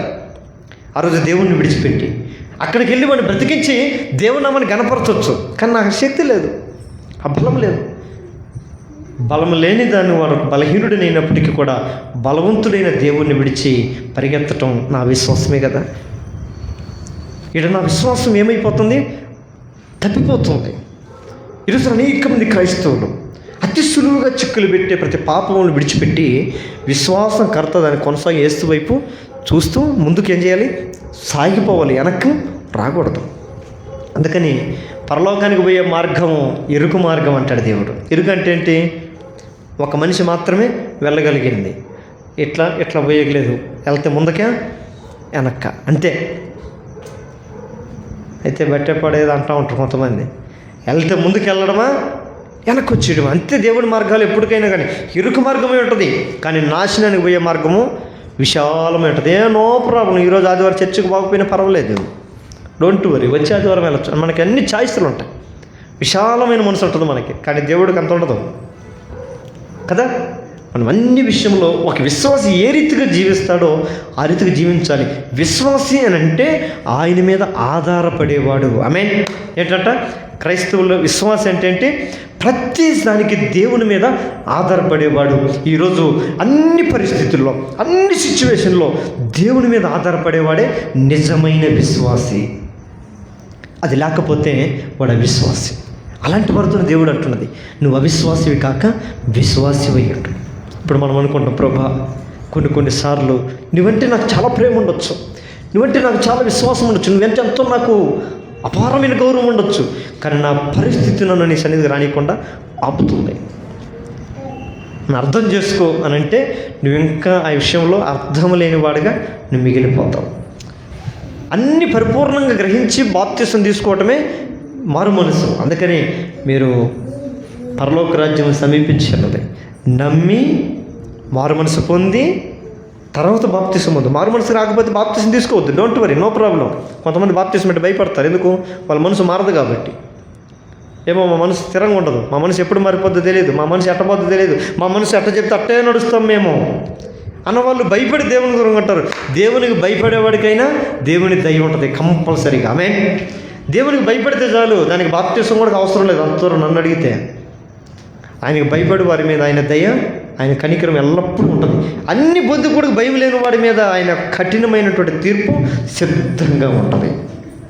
ఈరోజు విశ్వాసం అని పేర్లు చెప్పుకొని అవిశ్వాసుల గుంపులో ఉంటే దేవుడు మనం చూసి బాధపడతాడు. ఆ రోజు తోమ దగ్గరకు వచ్చాడు, అవిశ్వాసవి కాక విశ్వాసమే ఉండండి. ఈరోజు సంఘం ద్వారా మనకు దేవుడు తెలియజేస్తున్నాడు. ఈ లైవ్ ద్వారా ఈ వాక్యాలు వినే వాళ్ళకి కూడా చాలామందికి దేవుడు చెప్తూ ఉంటాడు, నువ్వు విశ్వాసమైతే నీకు లోకంలో ఏం పని, నువ్వు విశ్వాసమైతే నువ్వు నా దగ్గర ఉండాలా, నన్ను నమ్మిన వాడివైతే నన్ను అనుసరించాలి, నన్ను వెంబడించాలి కదా, నేను ఎక్కడికి వెళ్తే అక్కడికి రావాలి కదా. మరి నేను ఒక మార్గం అయితే నీదొక మార్గం, నాదొక ఆలోచన అయితే నీదొక ఆలోచన, నాదొక సిద్ధాంతం అయితే నీదొక సిద్ధాంతం, నాదొక విధానం అయితే నీదొక విధానం. మరి నన్ను విశ్వసించానని చెప్పడం ఇది తప్పు కదా, చాలా తప్పు కదా అని దేవుడు అంటాడు. లేదు, అసలు అన్నాను కూడా ఇష్టపడట్లేదంట దేవుడు. ఎందుకంటే మనల్ని ఎక్కడ అప్పచెప్పాడైనా భ్రష్ట మనసుకు అప్పచెప్పాడు. భ్రష్టత్వంలో బతుకుతున్నాం. వాళ్ళు ఏం చేస్తారంట, చేయరాని నీచ కార్యాలు, ఏదైతే చేయకూడదో ఒక క్రైస్తవుడు ఏదైతే చేయకూడదో అవి చేస్తూ ఉంటాడు. ఒక క్రైస్తవుడు ఏ విధంగా నడుచుకోకూడదో ఆ రీతిగా నడుచుకుంటుంటారు. ఒక క్రైస్తవుడు ఏ రీతిగా మాట్లాడకూడదో ఆ రీతిగా నడుస్తుంటారు, మాట్లాడుతుంటారు, నడుస్తుంటారు, ప్రవర్తిస్తుంటారు. కారణం వారిని దేవుడే భ్రష్టమనికి అప్పచెప్పాడు. ఇంక వాళ్ళని మార్చడం ఎవరి తరం కాదు, అంతే. ఇంకా దేవుని మహాకృప, మారవాలంటే ఇంకా ఆయనే మళ్ళీ రావాలా. అందుకని అన్ని జనుల్లోంచి అనేక మంది విశ్వాసులుగా ట్రాన్స్ఫర్ అయ్యి క్రైస్తవుల్లోకి వస్తున్నారు. కానీ విశ్వాసంలో ఉండే వాళ్ళు విశ్వాసఘాతుకులుగా లోకానికి వెళ్తున్నారు. అనేక మంది విగ్రహారాధికులు, త్రాగుబోతులు, తిరుగుబోతులు, వ్యభిచారులు, దొంగలు, నరహంతకులు అనేకులు విశ్వసించి దేవుళ్ళలోకి వస్తున్నారు. కానీ మందిరంలోని విశ్వాసులు ఏమైపోతున్నారు, ఎట్లా మారిపోతున్నారు? దేవుడంటే విశ్వాసఘాతుకులుగా నిలబడిపోతున్నారు. దేవుడు వీటన్నిటి బట్టి బాధపడి, అందుకని అంత్య దినాల్లో ఉన్న సంఘాలకి ప్రకటన అంటే ఏంది, ప్రకటించడం అంటే ఏంటి, బిగ్గరగా ప్రకటించడం అంటే గట్టిగా చెప్పడం అంటే, ఇంక ఇది లాస్ట్ వర్తమానం మీకు చెప్తున్నాను నేను, వినండి వినండి అన్నట్టుగా ప్రకటించడం. నినివే పట్టణానికి వెళ్ళి నోవాకు అదే ప్రకటించమన్నాడు దేవుడు. 40 రోజుల్లో మారితే సరే, లేకపోతే మీకు అంతమే. ఈ ప్రకటన అధ్యాయం కూడా మనం అంతా చదివితే ఇవే మనకు బోధిస్తుంటాయి. అందుకని సంఘములతో ఆత్మ చెప్పు మాట చెవి కలిగిన వాడు వినాలి. చెవిటివాడికి ఇంకా చెప్పిన నో ప్రాబ్లం, యూజ్ లేదు ఇంకా. కానీ వినగలిగిన మన జీవితంలోనికి దేవుడు ఉన్నతమైన పాటలు మనకు బోధిస్తున్నాడు. ఒకవేళ అవిశ్వాసమైన జీవితాన్ని కూడా దేవుడు మనల్ని ప్రేమించి రాత్రి నీతో నాతో అంటున్నాడు. అవిశ్వాస జీవితాన్ని బట్టి నువ్వు లోకంలో బ్రతికేమేమో, విశ్వాసమైన జీవితం జీవించి నాకు దూరంగా ఉంటున్నావేమో, అది నాకు నచ్చని జీవితం. నేను నీ కొరకు ప్రాణం పెట్టాను, నాకు నువ్వు తీర్మానం చేసుకున్నది సిద్ధాంతం నిజమైతే, నా కుమారుడా, నా కుమార్తె, విశ్వాసి దగ్గర జీవితం ఏంటో తెలుసుకోవటానికి నా సన్నిధికి రా. స్టూడెంట్స్ స్కూల్లో ఉంటారు, ఎంప్లాయీస్లు డ్యూటీల్లో ఉంటారు, క్రైస్తవులు క్రీస్తు దగ్గర ఉంటారు. ఈ అనుభవాలు మనకు ఉండాలి. క్రైస్తవుడిగా నేను ఎక్కడ ఎక్కువ దేవునితో ఉంటున్నాను, సెల్ ఫోన్ దగ్గర, సినిమాల దగ్గర, నా పనుల దగ్గర, ఉద్యోగాల దగ్గర, ఇంకొక దిక్క లోకంలోనే ఎక్కడ, నువ్వెక్కడ నుండు. నువ్వు చివరి పడుకునేటప్పుడు నిద్రపోయే టైం వస్తుంది కదా మంచంకి ఎక్కేదానికి, ఆ మంచం దగ్గర ఎక్కిన తర్వాత దేవుడు నీకు ఇచ్చిన టైంలో ఏ టైము దేవుని కొరకు 1 నిమిషం ఎక్కువ ఉంటే చాలు, ఆ రోజు నువ్వు పరిపూర్ణమైన క్రైస్తవుడిగా మిగిలినట్టే. ఆమేన్. అంతని చెప్పి ఉద్యోగాలు మానేయమని కాదు. నువ్వు ఉద్యోగంలో ఉంటే కూడా దేవుని స్మరించుకోవచ్చు, నువ్వు డ్రైవింగ్లో ఉంటూ దేవుని స్మరించుకోవచ్చు, నువ్వు అన్నం తినుకుంటూ దేవుని స్మరించుకోవచ్చు, నువ్వు మాట్లాడుతూ దేవుని స్మరించుకోవచ్చు, నువ్వు ఆలోచిస్తూ దేవుని స్మరించుకోవచ్చు. అన్ని విషయాల్లో దేవుణ్ణి ధ్యానం చేస్తూ ఉండాలి. అందుకని కీర్తనకారుడు అనేది, యెహోవా ధర్మశాస్త్రం దేవారాత్రములు ధ్యానించేవాడు ధన్యుడు. దేవారాత్రము ధ్యానించాలి. అనుకుంటూ నిద్రపోవాలి. నేనైతే పడుకునేటప్పుడు నేను వాక్యాలు ధ్యానించుకుని నిద్రపోతే నేను పోయి ఎక్కడో పోయి వాక్యాలు చెప్తున్నట్టే నాకు వస్తుంది నా కళ్ళ. ఇంక వేరేది అయిందనుకో, వేరే వాళ్ళతో మాట్లాడిందనుకో కళ్ళ కూడా వాళ్ళే వస్తారు. వాళ్ళతో మాట్లాడినట్టు, వాళ్ళు అరిచినట్టు, వాళ్ళు తిట్టినట్టు, వీళ్ళ దగ్గరికి వెళ్ళినట్టు, వాళ్ళ దగ్గరికి వెళ్ళినట్టు, వాళ్ళతో మాట్లాడినట్టు ఇవే వస్తాయి. ఎక్కువ దేవునితో ఉంటే మనకు దేవుని తలంపులే మనకు ఉంటాయి. కాబట్టి మొట్టమొదటిగా ఏం కాకుండా ఉండాలంట, కాక అనే పదంలో ఏముండాలి, అవిశ్వాసివి కాక విశ్వాసమే ఉండాలి. నెంబర్ 1. రెండోది చూద్దామా. రెండోది చూడండి మాట, ఎఫెసీయులకు రాసిన పత్రిక 5వ అధ్యాయము 16వ వచనం. ఎఫెసీయులకు రాసిన పత్రిక 5వ అధ్యాయము 16వ వచనం. దినములు చెడ్డవి గనుక మీరు సమయమును పోనీయక సద్వినియోగం చేసుకొనుచు అజ్ఞానం వలె కాక జ్ఞానం వలె నడుచుకొనున్నట్లుగా జాగ్రత్తగా చూచుకొనుడి. ఎడేం కాకూడదంటమ్మా, అజ్ఞానుల వలె కాక జ్ఞానుల వలె నడుచుకున్నాడు. మొదటిది ఏంటి విషయము, అవిశ్వాసులు కాక విశ్వాసులై ఉండాలి. విశ్వాసం అనేది సంఘానికి ఒక పునాది. ఈ రోజుల్లో సంఘంలో ఏం కావాలి? సంఘం ఇంప్రూవ్మెంట్ కావాలి, సంఘం డెవలప్మెంట్ కావాలంటే ఏముండాలి? ప్రజలలో విశ్వాసం ఉండాలి. మరి విశ్వాసం అని చెప్పుకుని ఆదివారం విశ్వాసం ఉంది, మిగిలిన వారాల్లో లేదు. ఎవరు వస్తారు? వారం వారం వడివడిగా మన దేవుని సన్నిధికి పరిగెత్తుకొని వస్తుంటే మనం చూసి ప్రేరేపించబడతారు. అదే విశ్వాసంతో ఇక్కడికి వచ్చి మనం ప్రార్థన చేస్తుంటే యాకోబు రాసిన పత్రిక 5వ అధ్యాయంలో ఒక మాట అంటాడు. ఏమంటాడు? విశ్వాసయుతమైన ప్రార్థన గొప్ప కార్యాలు చేస్తుంది, దేవునికి మహిమ కలుగును గాక. విశ్వాసం లేకుండా ఆదివారం వచ్చి ప్రార్థన చేసి ఆదివారం వచ్చి ఆరాధన చేస్తే ఏం ఒరిగేది ఏం లేదు. వస్తుందా? విశ్వాసం కలిగిన వాడు ఎప్పుడు ప్రార్థన చేస్తుంటాడు. ఆ విశ్వాసంతో మనం ప్రతి అవకాశం వచ్చినప్పుడు దేవుని సన్నిధికి వచ్చి ప్రార్థన చేస్తే ఆ విశ్వాసంతో కూడుకున్న ప్రార్థనే బలమైన కార్యాలు సంఘంలో జరిగిస్తాయి. ఇది సంఘం ఎందుకు బలహీనంగా ఉందంటే సంఘంలో విశ్వాసంతో ప్రార్థన చేసేవాళ్ళు లేరు. విశ్వాసంతో కూడుకున్న జీవితం జీవించేవారు లేరు. అందుకని ఈ సంఘంతోనే అంటున్నాడు అనుకుందాం దేవుడు, మన సంఘంతోనే అంటున్నాడు దేవుడు, సంఘమా అవిశ్వాసివి కాక విశ్వాసివై ఉండు అంటున్నాడు మన సంఘాలతో. మేము ఇంతే ఉంటామంటే ఇంకంతే, దేవుడు మన భ్రష్ట మనసు అప్పచెప్పినట్టే. బ్రతికిన వారు మేము మన దేవుడికి పనికొచ్చే వాళ్ళు. అందుకని దేవుడు మనతో మాట్లాడుతాను. వాళ్ళంతా ఎట్టో నేను అప్పచెప్పిన వాళ్ళు, మీరు నా చేతుల్లో ఉన్నారు కాబట్టి నా దగ్గర ఉన్నారు, నేను మీకైనా చెప్తున్నా, అలాంటి వారి కొరకు ప్రార్థించండి. రెండవదిగా అంటున్నాడు అజ్ఞానులు వలె కాక జ్ఞానులు అంటే. ఈరోజు అజ్ఞానము లోకంలో విచ్చలవిడి అజ్ఞానం లోకంలో. నేను జ్ఞానవంతులు అనుకుంటారు కానీ వాడే అజ్ఞాని. నేను ఎవరినైతే జ్ఞానవంతుని అనుకుంటాడో వాడికన్నా ఎర్రోడు ఇంకొక లేడు భూమి మీద. నాకు అన్నీ తెలుసు అన్నవాడికి ఏమి తెలియదు అంటే అర్థం. నాకు అన్నీ తెలుసులే, మాకు మొత్తం తెలుసులే అని అనుకుంటూ కొంతమంది మితిమీరినటువంటి జ్ఞానంతో ముందుకెళ్తుంటారు, ఆధ్యాత్మిక జీవితాన్ని పతనం చేసుకుంటారు. జ్ఞానం లేని వరములై ఉండకూడదు. దినాలు ఎలాంటివని ఎరిగే జ్ఞానం మనకు కావాలి. పరిశుద్ధ లేఖన వాక్యాలు చదివేటప్పుడు దేవుని వాక్యం అంటాడు, యెహోవా గ్రంథమును పరిశీలించి చదువుడి. దేవుని గ్రంథం ఎక్కడ చదవాలంట? పరిశీలన చేసి చదవాలంట. పరిశీలన చేసి చదివినప్పుడు బుద్ధిమంతుడు విని చదివి పాండిత్యం తెచ్చుకుంటాడంట. ఈ సామెతలు చదివితే మంచి జ్ఞానం గురించి మాట్లాడుంటాయి. బుద్ధిమంతుడికి విని పాండిత్యం తెచ్చుకుంటాడు, చదివినా కానీ జ్ఞానం తెచ్చుకుంటాడు. థామస్ ఆల్వా ఎడిసన్ బైబిల్ చదివి ఆయన అంటాడు, నేను బైబిల్ చదివి అది వాక్యం నన్ను వెలిగించింది, నేను లోకాన్ని వెలిగించాను అంటాడు. కొంతమంది కొన్ని గ్రంథాలు చదివి జ్ఞానవంతులుగా మార్చబడతారు. కొంతమంది వాళ్ళ బుక్కులను చదివి కలెక్టర్లు అవుతారు, ఐపీఎస్లు అవుతారు, ఐఏఎస్లు అవుతారు. వాళ్ళు ఊరకనే అవుతారా? డాక్టర్ అవ్వాలంటే సామాన్య విషయమా? 10వ తరగతి పాస్ అయ్యి నేను కత్తి బ్లేడ్ అయినా పట్టుకుని డాక్టర్ అవుతానంటే ఏమైపోద్ది? కప్పలు కోసుకునే పనికి వస్తాడు. మనుషులకు వచ్చి చేస్తారు, ఇంకా బతకరు. వాడు ఒక మనిషిని హార్ట్ ఆపరేషన్ చేయాలి, హార్ట్ తీసి ఓపెన్ సర్జరీ అంటే ఎట్లా ఉంటుంది? అది భయంకరంగా ఉంటుంది. వాడు ఎట్లా చేయగలుగుతున్నాడంటే దాని కొరకు ఎంతో శ్రమపడ్డాడు, చదవాడు, కష్టపడ్డాడు, స్టడీ చేశాడు, దాంట్లో పట్టు సాధించుకొని ఆ జ్ఞానం సంపాదించుకోగలిగినాడు. ఈరోజు క్రైస్తవులుగా బైబిల్ చదువుతున్న వాళ్ళు బైబిల్లో ఏమి తెలియనట్టుగానే లోకంలో బ్రతుకుతున్నారు. ఇంతకన్నా అజ్ఞానంగా ఎవరన్నా ఉంటారా?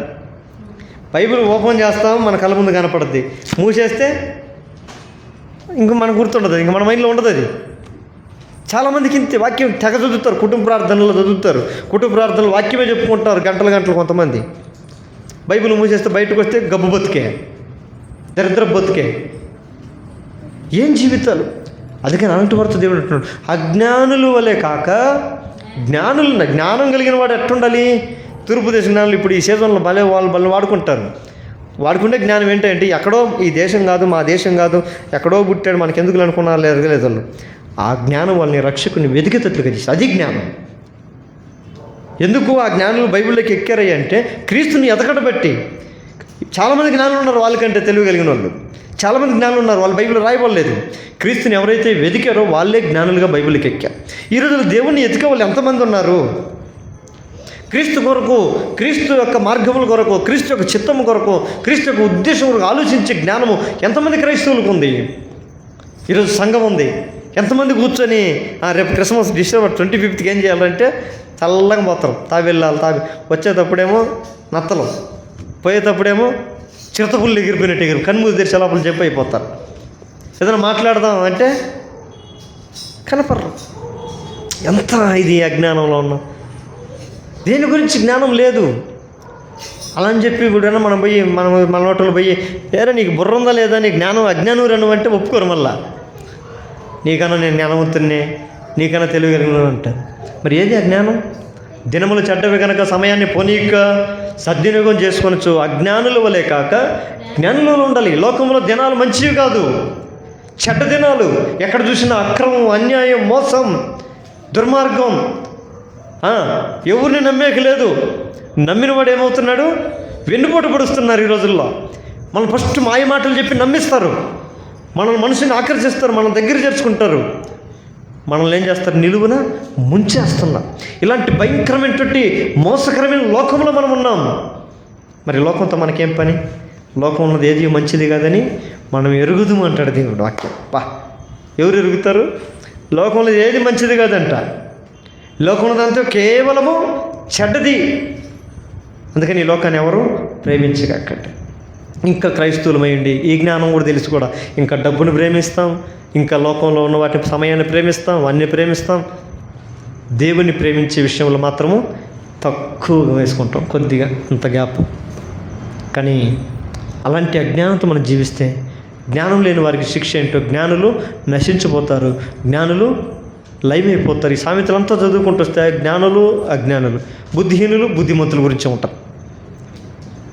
బుద్ధిమంతులైతే దానియేలు గ్రంథం చివరాధ్యాయులు అంటాడు కదా, బుద్ధిమంతులైతే దేవుని రాజ్యంలో నక్షత్రాల వలె ఉంటారు. ఈ బుద్ధిమంతులు ఏం చేస్తారు చూడండి, దానియేలు గ్రంథం చివరాధ్యాయంలో చూద్దాం. ఆ మాట మంచి మాట అంటాడు.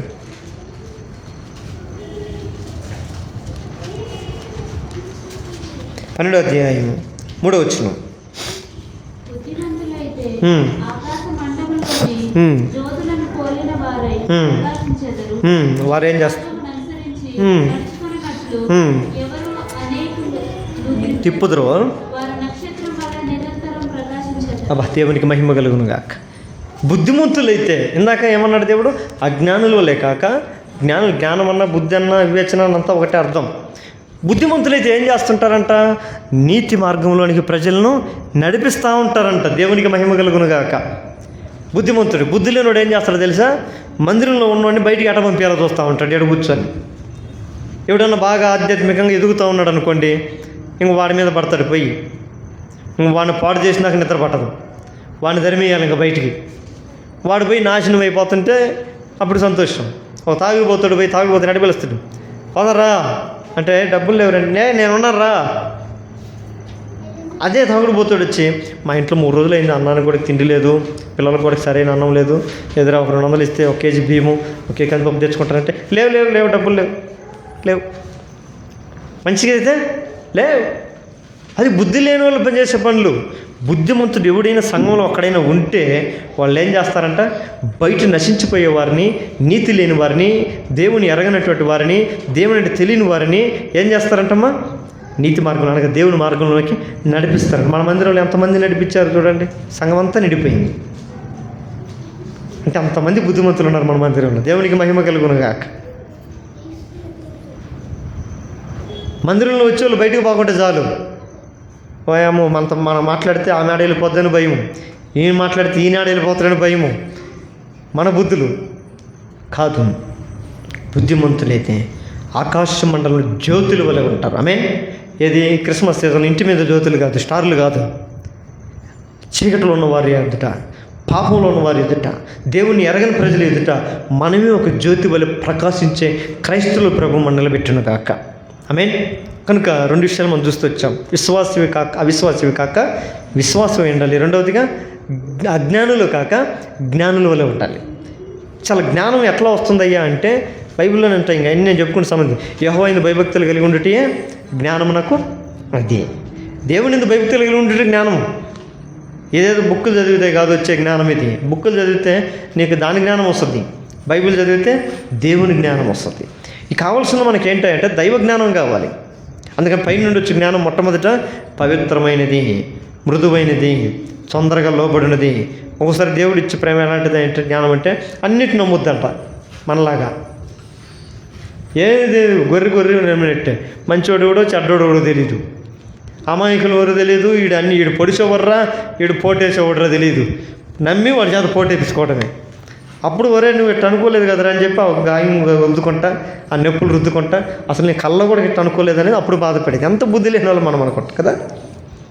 అదే మాట బుద్ధి లేనివాడు కూడా అన్ని నమ్ముతున్నాడు. మళ్ళీ ప్రేమ అన్నిటిని నమ్ముద్ది, బుద్ధి లేని కూడా అన్నిటిని నమ్ముతాడు. అందుకని మనం అది ప్రభా తొందరపడి అన్నీ నమ్మకుండా ఉండేది చేయాలి ప్రార్థన చేస్తాం. అయినా కానీ బయటకు పోయి ఏదని చెప్పి నమ్మేస్తాం. అవునా? ఎంత జ్ఞానంలో ఉన్నామని నిజంగా చూస్తే చాలా బాధ కలుగుతుంది. ప్రభా జ్ఞానుల వలె ఉండాలనుకుంటున్నాం, ఆ జ్ఞానం మీద నాకు బోధించు. యాకోబు రాసిన పత్రిక 1వ అధ్యాయం, మీలో ఎవరికైనా జ్ఞానం కొద్దిగా ఉంటే నన్ను నేను మీ జ్ఞానము మనం ఏం అడుగుతామంటే ఉద్యోగం అడుగుతాం, శాలరీ ఇంక్రిమెంట్ అడుగుతాం, ఫ్యామిలీ మంచి బాగుండాలని అడుగుతాం, జ్ఞానం మాత్రం అడగం. ఏమన్నా అడిగితే బాగుంటుందేమో, ఎవరైనా తప్పు ఇటు బుద్ధిలో ఉండడు అనుకుంటారేమని అడగం. మనం మొదటిగా మనం అడగాల్సింది ఏంటంటే జ్ఞానం. జ్ఞానమే కార్యాచరణకి అన్నిటికీ మూలం, జ్ఞానమే ప్రధానం.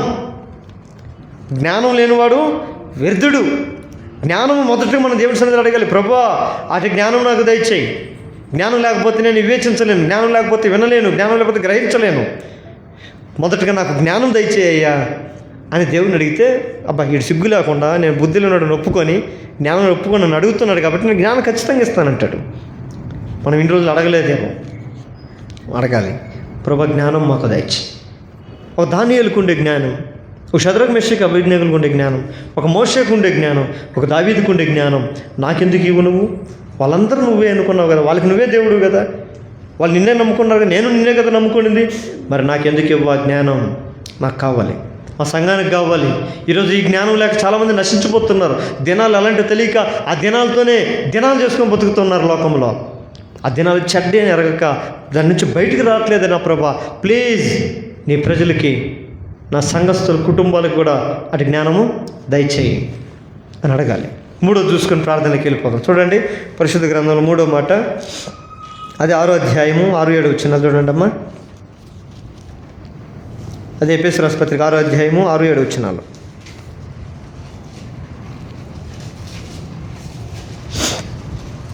మనుషులను సంతోషపెట్టువారు చేయనట్లు కంటికి కనబడుటకు కాక క్రీస్తు దాసులమని ఎరిగి దేవుని చిత్తమును మనస్పూర్వకంగా జరిగించుచు మనుషులకు చేసినట్టు కాక ప్రభువునకు చేసినట్టే ఇష్టపూర్వకంగా సేవ చేయుడి. చర్చ చేయాలంటే సంఘము మనుషులు కనబడినట్లు కాక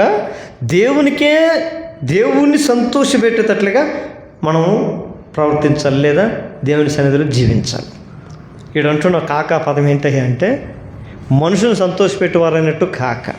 ఇప్పుడు ఎవరు సంతోషపెట్టాలి? మందిరంలో నేను మంచి పాట పాడడానికి వస్తే ఎవరు చేయాలా? నేను పాడే పాటకి అందరూ మెచ్చుకోవాలా? వాక్యం చెప్తే అందరూ మెచ్చుకోవాలా? మనుషులు సంతోషపెట్టేవారు అయినట్టు, మనుషుల్ని ఆకర్షించుతాయినట్టు కాదు.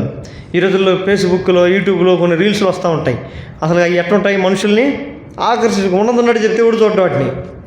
అరే నువ్వు బాతకం మార్చుకోరా, నీ బుద్ధి మార్చుకోరంటే ఈడు ఈవిడు చూస్తాడు, కంటెంట్ లేదు. వాళ్ళకి ఏం కావాలి? పోయి పెట్ట కథలు చెప్పాలి. ఎవరు వాక్యం వినట్లేదంటే ఏం చెప్పాలి? కథలు తీసుకురావాలి, కల్పనాథ కథలు. అది బైబిల్లో ఉంటుంది. ఎదుగో జనులు దురద చెవులు కలిగిన వారు అయ్యుండి కల్పనాథ కథల వైపు తిరిగే కాలం ఒకటి వచ్చును. వారు తమ కోసమే బోధకులను తయారు చేసుకుంటారంట, వాళ్ళే బోధకులు పెట్టుకుంటారంట. మేము 10 మంది ఉన్నాం, మాకు వచ్చి పాస్టర్గా ఉందిరా, వాడిని పెట్టుకొని వాడిని అభిషేకించుకొని ఇదిగో తల నెలకు 1000 రూపాయలు పడేస్తావు, నీకు నువ్వు మా కోసం ప్రార్థన చేస్తాడు బడుండు. తయారు ఉన్నాయి సంఘాలు. సంఘము పెంచి పోషిస్తుంటుంది వాళ్ళని. వాళ్ళు జీతగాళ్ళే కానీ కాపర్లు ఎప్పటికీ కారు. అప్రియమైన దేవుని సంఘమా, 3 విషయాలు మనం చూస్తూ వచ్చాం. సంఘం ఎలా ఉండాలి? సంఘము దేవుని సన్నిధిలో వాక్యం వింటున్నప్పుడు దేవుడు వాక్యం చెప్తున్న మాట ఏంటంటే ఆత్మ చెప్పు మాట సంఘములో వినాలి. సంఘములతో ఆత్మ చెప్పే మాటలు చెవి కలిగిన వారు వినాలి. ఈరోజు దేవుడు మనతో అంటున్నారు విశ్వాసులు ఎలా ఉండాలి, లేదా సంఘం ఎలా ఉండాలి. ఇలా సంఘము అవిశ్వాసి కాక విశ్వాసం కలిగిన సంఘం వలె ఉండాలి.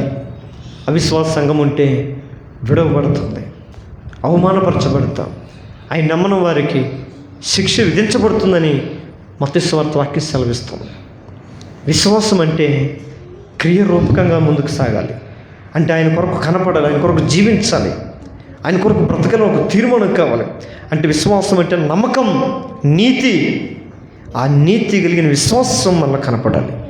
ఈ వాక్యం వింటున్న దేవుని బిడ్డలారా, మీరు ఏ మందిరానికి వెళ్తున్నా నేను విశ్వాసమైన సంఘంలో ఉంటున్నావు. మరి నీ విశ్వాస సామర్థ్యం ఏంటో ఒకరోజు యేసు ప్రభు కొలవబోతున్నాడు. ఎవను వాని క్రియలు చొప్పున ప్రతిఫలం ఇవ్వటానికి నేను సిద్ధపరిచిన జీతం నా యొద్ద ఉన్నది. దేవుడు ఒకరోజు నేను దేన్ని బట్టి కొలుస్తాడంటే నువ్వుకున్నటువంటి విశ్వాస్యతను, విశ్వాస జీవితాన్ని మాత్రమే ఆయన పరిగణలో తీసుకుంటాడు. లోకంలో నువ్వు జీవించిన జీవితం అదంతా వ్యర్థం, లోక సంబంధమైన జీవితం అంతా వ్యర్థం. అందుకని మోషే గొప్ప దైవజనుడు ఆయన ప్రార్థన చేస్తాడు, దేవా మా దినములు లెక్కించడం మాకు నేర్పమంటాడు కీర్తన 90వ కీర్తనలో. నువ్వు దేవుని సన్నిధిలో బ్రతికిన దినాలు లెక్క, లోకంలో బ్రతికిన దినాలు అవి శూన్యం. లోకంలో మనం బ్రతికిన ఎన్ని లెక్కకి ఎన్నదగినవి కావు. దేవుని సన్నిధిలో, దేవుని కొరకు, దేవుని జీవితంలో మన జీవితం ముందుకు సాగి ఆ విశ్వాసమును బట్టి ఆయన కొరకు జీవించిన జీవితం మాత్రమే పరిగణలోకి వస్తుంది. మరి ఆ లెక్క ఏంటో, ఎక్కువ ఉందా తక్కువ ఉందా? తక్కువ ఉంటే అంటాడు కదా, మెనీ టేక్ ఒపారసిస్, నా తక్కిల్లో నేను పెట్టినప్పుడు నీవు తక్కువగా కనబడుతుంది. లోకం ఎక్కువ ఉంది, నాది తక్కువ ఉంది. అట్లా కాదు, మనది దేవుని విశ్వాసం ఉంచిన వారు, లోకమును కాదు. యేసునందు విశ్వాసం ఉంచిన వారము, ఆయన కొరకు జీవించాలని తీర్మానం చేసుకున్న వారము, ఆయన సొంత రక్షకుడికి అంగీకరించిన వారము, చావో మరణమో జీవమో ఏదైనా సరే అది నీతోనే, క్రీస్తు యొక్క ప్రేమ నుండి మమ్మల్ని ఏది ఎడబాప నేరదని తీర్మానం చేసుకున్న వారం మనం. కనుక అట్టి విశ్వాసంతో మనం ముందుకు సాగాలి. ఈ జీవితం లేకపోతే మనం గ్రహించాల్సింది ఏంటో తెలుసా, ఇంకా అవిశ్వాసం అనే గుంపులో మనం ఉన్నామని. కనుక దేవుడు అంటున్నాడు, అవిశ్వాసవి కాక విశ్వాసమయ్యాడు. రెండవదిగా, అజ్ఞానుల వలె కాక జ్ఞానుల వలె ఉండాలి. అజ్ఞానం అంటే దేవుని వాక్యం చదువుతున్నా, వింటున్నా మనం ఎట్లా ప్రవర్తించాలో మన జీవితం మార్చుకోకపోవడమే అజ్ఞానం. దేవుడు అనేక సార్లు ఆయన బోధిస్తూ ఉంటాడు, హెచ్చరిస్తూ ఉంటాడు, సరిచేస్తూ ఉంటాడు. మనం మళ్ళీ మార్పు రావట్లేదంటే నువ్వు అజ్ఞానమని అర్థం. లోకంలో ఉండే అజ్ఞానుల మీదకి, అవిధేయుల మీదకి దేవుని ఉగ్రత రాబోతుంది. జ్ఞానం కలిగిన వాడు ఏమంటాడు తెలుసా, యెహోవా యందు భయభక్తులు కలిగి ఉంటాడు. వినయానికి ముందు జ్ఞానం ఉంటుంది, విధేయతకు ముందు జ్ఞానం ఉంటుంది.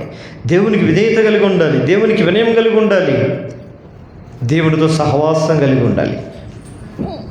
దేవునికి దూరంగా ఉండటమే ఈ రోజుల్లో అజ్ఞానం. నువ్వు ఎక్కడన్నా జీవించు, నువ్వు ఏ స్థలంలోనూ ఉండు, దేవునితో దగ్గర ఉండే సంబంధం, అనుబంధం నీతో ఉంటే నువ్వు జ్ఞానవంతుడివి. బబులోను దేశంలో దానియేలు ఉన్న అక్కడ వారు ఆహారం తిని ఆయన అపవిత్రపరచబడలేదు, పవిత్రత కలిగి జీవించాడు. యేషోపు ఐగుప్తులో ఉన్నాడు, బానిసల మధ్య జీవితంలో ఉన్నాడు, పవిత్రతను పాడు చేసుకోలేదు, పవిత్రతను కాపాడుకున్నాడు, సింహాసనం అధిష్ఠించాడు. ఈ లోకంలో, పాడు లోకంలో కూడా నువ్వు అజ్ఞాని వల్ల ఇంకా లోకంలో ఉన్న వాటి ఎందు ఆనందిస్తూ, లోకంలో వాటి సంతోషిస్తూ, లోకంలో ఉన్న వాటికి జీవిస్తూ అలవాటు పడిపోయావంటే ఒకరోజు నీవు చెరసాలు వేయబడతావు. అది సంఖ్యలు వేయబడినట్టాయి. ఆ సంఖ్యలు నేను విడిపించడానికి ఎవరు రారు. మూడవదిగా, మనుషులను సంతోషపెట్టేవారనేట్టు కాక మన భక్తి జీవితం ఎంతోటికి మనుషులను సంతోషపెట్టుకు ఉండకూడదు.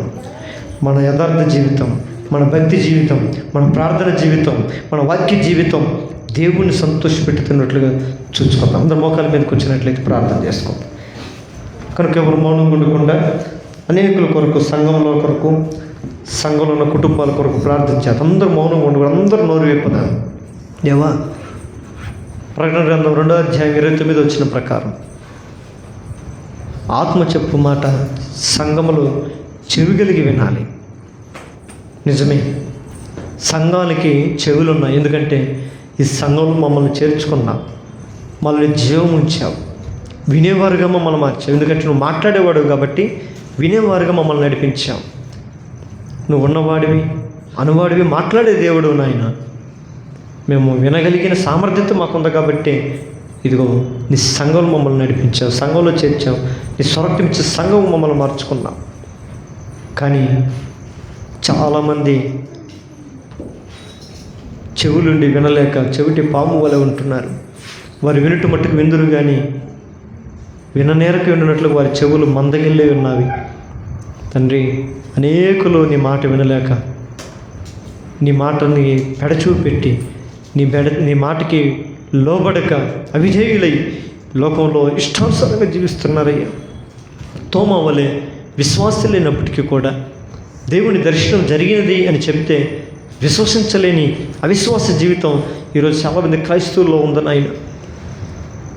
అనేక మంది జీవితాల్లో అవిశ్వాసం అనే మత్తులు తూలుతుండగా వారందరి రక్షణ కొరకై మేము ప్రార్థన చేస్తున్నాం. ప్లీజ్ యేసయ్యా, వారు అవిశ్వాసంలో ఉంటే ఎవరికి నష్టం? వారందరూ నశించిపోతారు కదా. ఎవరు నశించిపోకూడదు, అందరూ రక్షణ పొందాలని, అందరూ మారుమనసు పొందాలని నువ్వు కోరుకుంటున్నావు కదా. నేను కూడా కోరుకుంటున్నానయ్యా. నీ సంఘంలో నేను కోరుకుంటున్నాను. నా కుటుంబస్తుల్లో, నా బంధువుల్లో, నా స్నేహితుల్లో, నా సహోదరుల్లో అనేక మంది ఇంకా నిన్ను విశ్వసించక ఇంకా లోకంలో ఉన్నారు. లోకంలో నశించిపోవడానికి సిద్ధంగా ఉన్నారయ్యా. ప్లీజ్, వారికి నేను చెప్తే మారరు. నేను చేయలేను, చెప్పే సామర్థ్యత మాకు లేదు, అటు జ్ఞానం మాకు లేదు. కనుక వారి కొరకు మాత్రమే ప్రార్థన చేస్తున్నాను. ప్రతి ఆత్మను రక్షించి, ఏ ఆత్మ నశించిపోకూడదు, ఏ ఆత్మ సంఘంలోనే ఏ కుటుంబం నశించిపోకూడదు. ప్రతి బిడ్డలు అవిశ్వాసుల వలె వెలివేయబడిన స్థితిలో ఉండకుండా విశ్వాసుల వలె సమకూర్చబడి గుంపులో ఉండినట్లుగా సహాయం. ఇది విశ్వాసుల గుంపు వలె మా సంఘాలను మీరు ప్రతిష్ఠించమని వేడుకుంటున్నాను. అంత మాత్రమే కాదు, ఇక లోకంలో అనేక మంది అజ్ఞాన ముసుగులో బ్రతుకుతున్నారయ్యా. మా జ్ఞానవంతులమని అనుకుంటున్నారు కానీ ఏమీ తెలియని అందస్థితిలో ఉన్నారు, అంధత్వంలో మూయబడి ఉన్నారు. ప్లీజ్, వారి కళ్ళు తెరవ చేయండి. ఒక గెహాజీ తన కళ్ళు మూయబడి యెరూషలేమును కాపాడుతున్నవాడు దేవుడు, సైన్యమికి అధిపతి యెహోవా, ఆయన గొప్ప సైన్యం ఆయనకు ఉందని గ్రహించలేకపోయాడు. కానీ ఒక్క ప్రార్థనతో, ఎలీషా ప్రార్థనతో కళ్ళు తెరవబడితే అగ్ని రథమును చూశాడు. ఈరోజు ఆ జ్ఞానం లేక లోకంలో భయంతో, లోకంలో ఉన్నటువంటి వాటి కొరకు భయపడి నీ బిడ్డలు దూరమైపోతున్నారు. శ్రేష్టమైన జ్ఞానాన్ని విడిచిపెట్టుతున్నారు. అటు వారి కొరకు ప్రార్థన చేస్తున్నాం. దయ చూపించేసయ్యా. జ్ఞానం ఎట్టిదని మనుషులు ఎరుగనట్లుగా నీవే లోకానికి నిజమైన జ్ఞానం నీ దగ్గర ఉన్నది. బుద్ధి జ్ఞానములు సర్వసంపదలు నా యందు గుప్తములయ్యనే అంటున్నావు. జ్ఞానం లేని వారందరికీ జ్ఞానం దయచేయండి. మేము నీలో ఉండేవాళ్ళని ఎరిగే జ్ఞానం దయచేయండి. నీ బిడ్డలమని ఎరిగే జ్ఞానం దయచేయండి. నువ్వు మా కొరకు రక్తమును చిందించావని జ్ఞానం మాకు దయచేయండి. నీ స్వజనముగా, నీ సొత్తుగా మనం మార్చుకున్నామని జ్ఞానం మాకు దయచేయండి. మేము పాపులము కాదు, మేము లోకస్తులము కాదు, అన్యజనులము కాదు, పరజనులము కాదు, పరిశుద్ధులము, నిర్దోషులము, పరిశుద్ధమైన యాజక సమూహం, దేవుని సొత్తైన ప్రజలము అని ఎరిగే జ్ఞానము మా సంఘాలకు దయచేసయ్యా. అంత మాత్రమే మనుషుల కొరకు క్రైస్తవులుగా మాయ వేషాలు వేసుకొని బ్రతికించే వేషధారుల వలె కాకుండా అంతరంగమందు చిత్తవృత్తి యందు నవీనపరచబడిన వారు, శుద్ధీకరించబడిన వారమై నీ కొరకు జీవించే జీవితం సంఘాలకు దయచేయండి. ఈరోజు సంఘాలు ఎలాంటి పరిస్థితులు ఉన్నాయి మాతో మాట్లాడుతూ మరి మా సంఘం పరిస్థితి ఏంటి? ఒకవేళ మా సంఘము ఈ పరిస్థితిలో ఉంటే విడిపించు. ఆ రీతికి కాక మేము పరిపూర్ణం అవటానికి సహాయం దయచి మమ్మల్ని పరిశుద్ధపరచువాడివి, పరిపూర్ణపరచువాడివి, శుద్ధీకరించువాడివి నీవే తప్ప మమ్మల్ని ఎవరో శుద్ధి చేయగలరు? ఎవరితో నీవు తప్ప మాకెవరు జ్ఞానం ఇవ్వగలరు? ఎందుకంటే నీవే సమస్తమునకు ఆది సంభూతుడివి, ఆధారమైన వాడివి. సమస్త మానవాళి కోటికి అందరికీ నీవే ఆధారమైన వాడివి నాయన. నీ కాళ్ళు పట్టుకుని పాదముల దగ్గర బ్రతుకులాడుతున్నాం. మాకు ఆధారము నీవే, నశించిపోయేలకు ఆధారము నీవే. అందరినీ ఆకర్షించి సన్నిధి నడిపించండి. మేము ఇంకా లోకంలో అవిశ్వాసంతో, ఇంకా ఎన్నాళ్ళు అవిశ్వాసంతో జీవించి మేము నేను సంతోషపెట్టలేకపోతున్నాం. మనుషులు సంతోషపెట్టే దాంట్లో మేము నిమగ్నమైపోయి నేను నిర్లక్ష్యం చేస్తున్నాం. మమ్మల్ని క్షమించు. మా సంఘం మనుషుల కోసం కాదయ్యా, మనుషుల మెప్పు కోసం కాదయ్యా, నిన్ను సంతోషపరిచే సంఘం వల్ల మా సంఘాన్ని ఉండడానికి అభిషేకించమని ప్రార్థన చేద్దాం. ప్రార్థనలోకి వెళ్దాం. ప్రేమ కలిగిన మా తండ్రి, కృప కలిగిన మా దేవ, సర్వాది సర్వోన్నతుడ, భూమి ఆకాశమును సృష్టించిన సృష్టికర్తవైన మా తండ్రి, ఈ రాత్రికాల సమయంలో సీయోనులో ఆదివారం ప్రకటించిన మేరకు సంఘంలో సంఘ ప్రార్థనగా ప్రార్థించే భాగ్యమా మాకు దయచేసినందుకు విధానం బట్టి నీకు వందనాలు. చేరువచ్చిన ప్రతి బిడ్డలు మీరు దీవించండి, ఆశీర్వదించండి. ఈ స్థలంలో నీ సన్నిధినిచ్చి తండ్రి, సంఘము ఏమి కాక ఉండాలి, ఏ రీతిగా ఉండాలని గమనాలు మా దృష్టికి తీసుకొని వచ్చాం. ఈ రోజుల్లో సంఘం యొక్క పరిస్థితులు మేము చూస్తున్నాం. విశ్వాసమని పునాదుల మీద కట్టబడాల్సిన సంఘాలు అవిశ్వాసం అనే విశ్వాసుల మీద ఆధారపడి కట్టబడే సంఘాల వలె నేటి దినాల్లో తండ్రి సంఘాలు నిర్మించబడుతున్నాయి. కనికరించు నాయన, కృప చూపించు. అందుకని తోమాను చూసి అంటున్నా, అవిశ్వాసవి కాక విశ్వాసవి ఉన్నాను. ఇలా మా సంఘాల్లో ఉన్న కుటుంబాలు, బిడ్డలు ఎంతమంది అవిశ్వాసం ముసుగులో ఉన్నారు నాయన. తండ్రి వారిని క్షమించు, మన్నించు. ఆ బంధకాల నుంచి, ఆ అంధకాల నుంచి వీళ్ళని విడిపించండి నాయన. దేవా, వారు ఒప్పుకోలు, దేవుని చెందుట ఒప్పుకున్నటువంటి ఒప్పుకోలు మరిచేవారుగా కాకుండా ఉన్నతమైనటువంటి ఆ పిలుపుని ఎరిగి, ఆ తీర్మానాన్ని గ్రహించి, ఆ ఉద్దేశాన్ని తెలుసుకుని విశ్వాసకర్తని వైపు ముందుకు సాగిపోవటం సహాయించి, ఆయన ఈ విశ్వాసమైన యుద్ధంలో, ఈ పోరాటంలో అనేక మంది ఆయన జీవితంతో పోరాటం చేసి గెలవలేక పడిపోయిన స్థితిలో ఉంటున్నారు ఆయన. అంటే వారిని ఎవరైతే యెహోవా పడిపోయిన వారందరినీ ఉద్ధరించబడిన వారిని శ్రమిస్తుంది. ఈరోజు ఎంతమంది విశ్వాసాలను భ్రమించి అవిశ్వాసాలు పడిపోయినారు, అటు వారందరినీ లేవనెత్తమని నీ బంగారు పావులు పట్టుకుని వేడుకుంటున్నాడు అయ్యా. ప్రతి బిడ్డను నేను కనికరించి, పేరుతో నేను పాపిని ప్రభుత్వాన్ని విడిచిపెట్టి పోగొట్టి నేను పోలేదు కదా, అదే పేరుని పరిశుద్ధిగా వచ్చి ఆయన నీ మహిమలను సంఘం తన మీద కట్టుకున్నాం. ఈరోజు ఆ విశ్వాసం లేక ఎంతమంది పాపలో పడిపోయిన వారిని విసర్జించక, తృణీకరించక, అసహించుకోక నేను అవసరమైన ప్రార్థన చేస్తున్నాను. కనికరించి నేను కృప చూపించు. నువ్వు మా కొరకు ఈ లోకంలో పెట్టిన ప్రాణ విలువ త్యాగం వ్యర్థంగా ఉన్నట్లుగా, అసలునంత ప్రోక్షణను వృధాగా ఉన్నట్లుగా పడిపోయిన నీ ప్రజలందరినీ తిరిగి పునరుద్ధరించి తిరిగి నిలబెట్టుకోగలిగిన ప్రార్థన చేస్తాం. ఆయన పడిపోయిన వాడు తిరిగి లేకుండా ఉంటాడా? అదే రీతిగా ఆయన ఎంతమంది పడిపోయి ఉన్నారు, వారందరికీ నీ ఉన్నతమైన హస్తాన్ని చాపి, నీ బలమైన హస్తాన్ని చాపి నీ ప్రజలు లేవనెత్తమని వేడుకుంటున్నాం. విశ్వాసం తగిన జీవితం, విశ్వాసం తగిన క్రియలు నీ బిడ్డలు కనపడుతున్నట్టుగా ప్రతి బిడ్డను నేను బ్రతికించి వాళ్ళు నూతన జీవితం, నూతన మనసు, నూతన హృదయం, నూతన సిద్ధాంతం లేనట్టు కొత్త మనసును ప్రతి బిడ్డలకు నేను దయచేయగలిగిన ప్రార్థన చేస్తున్నాను.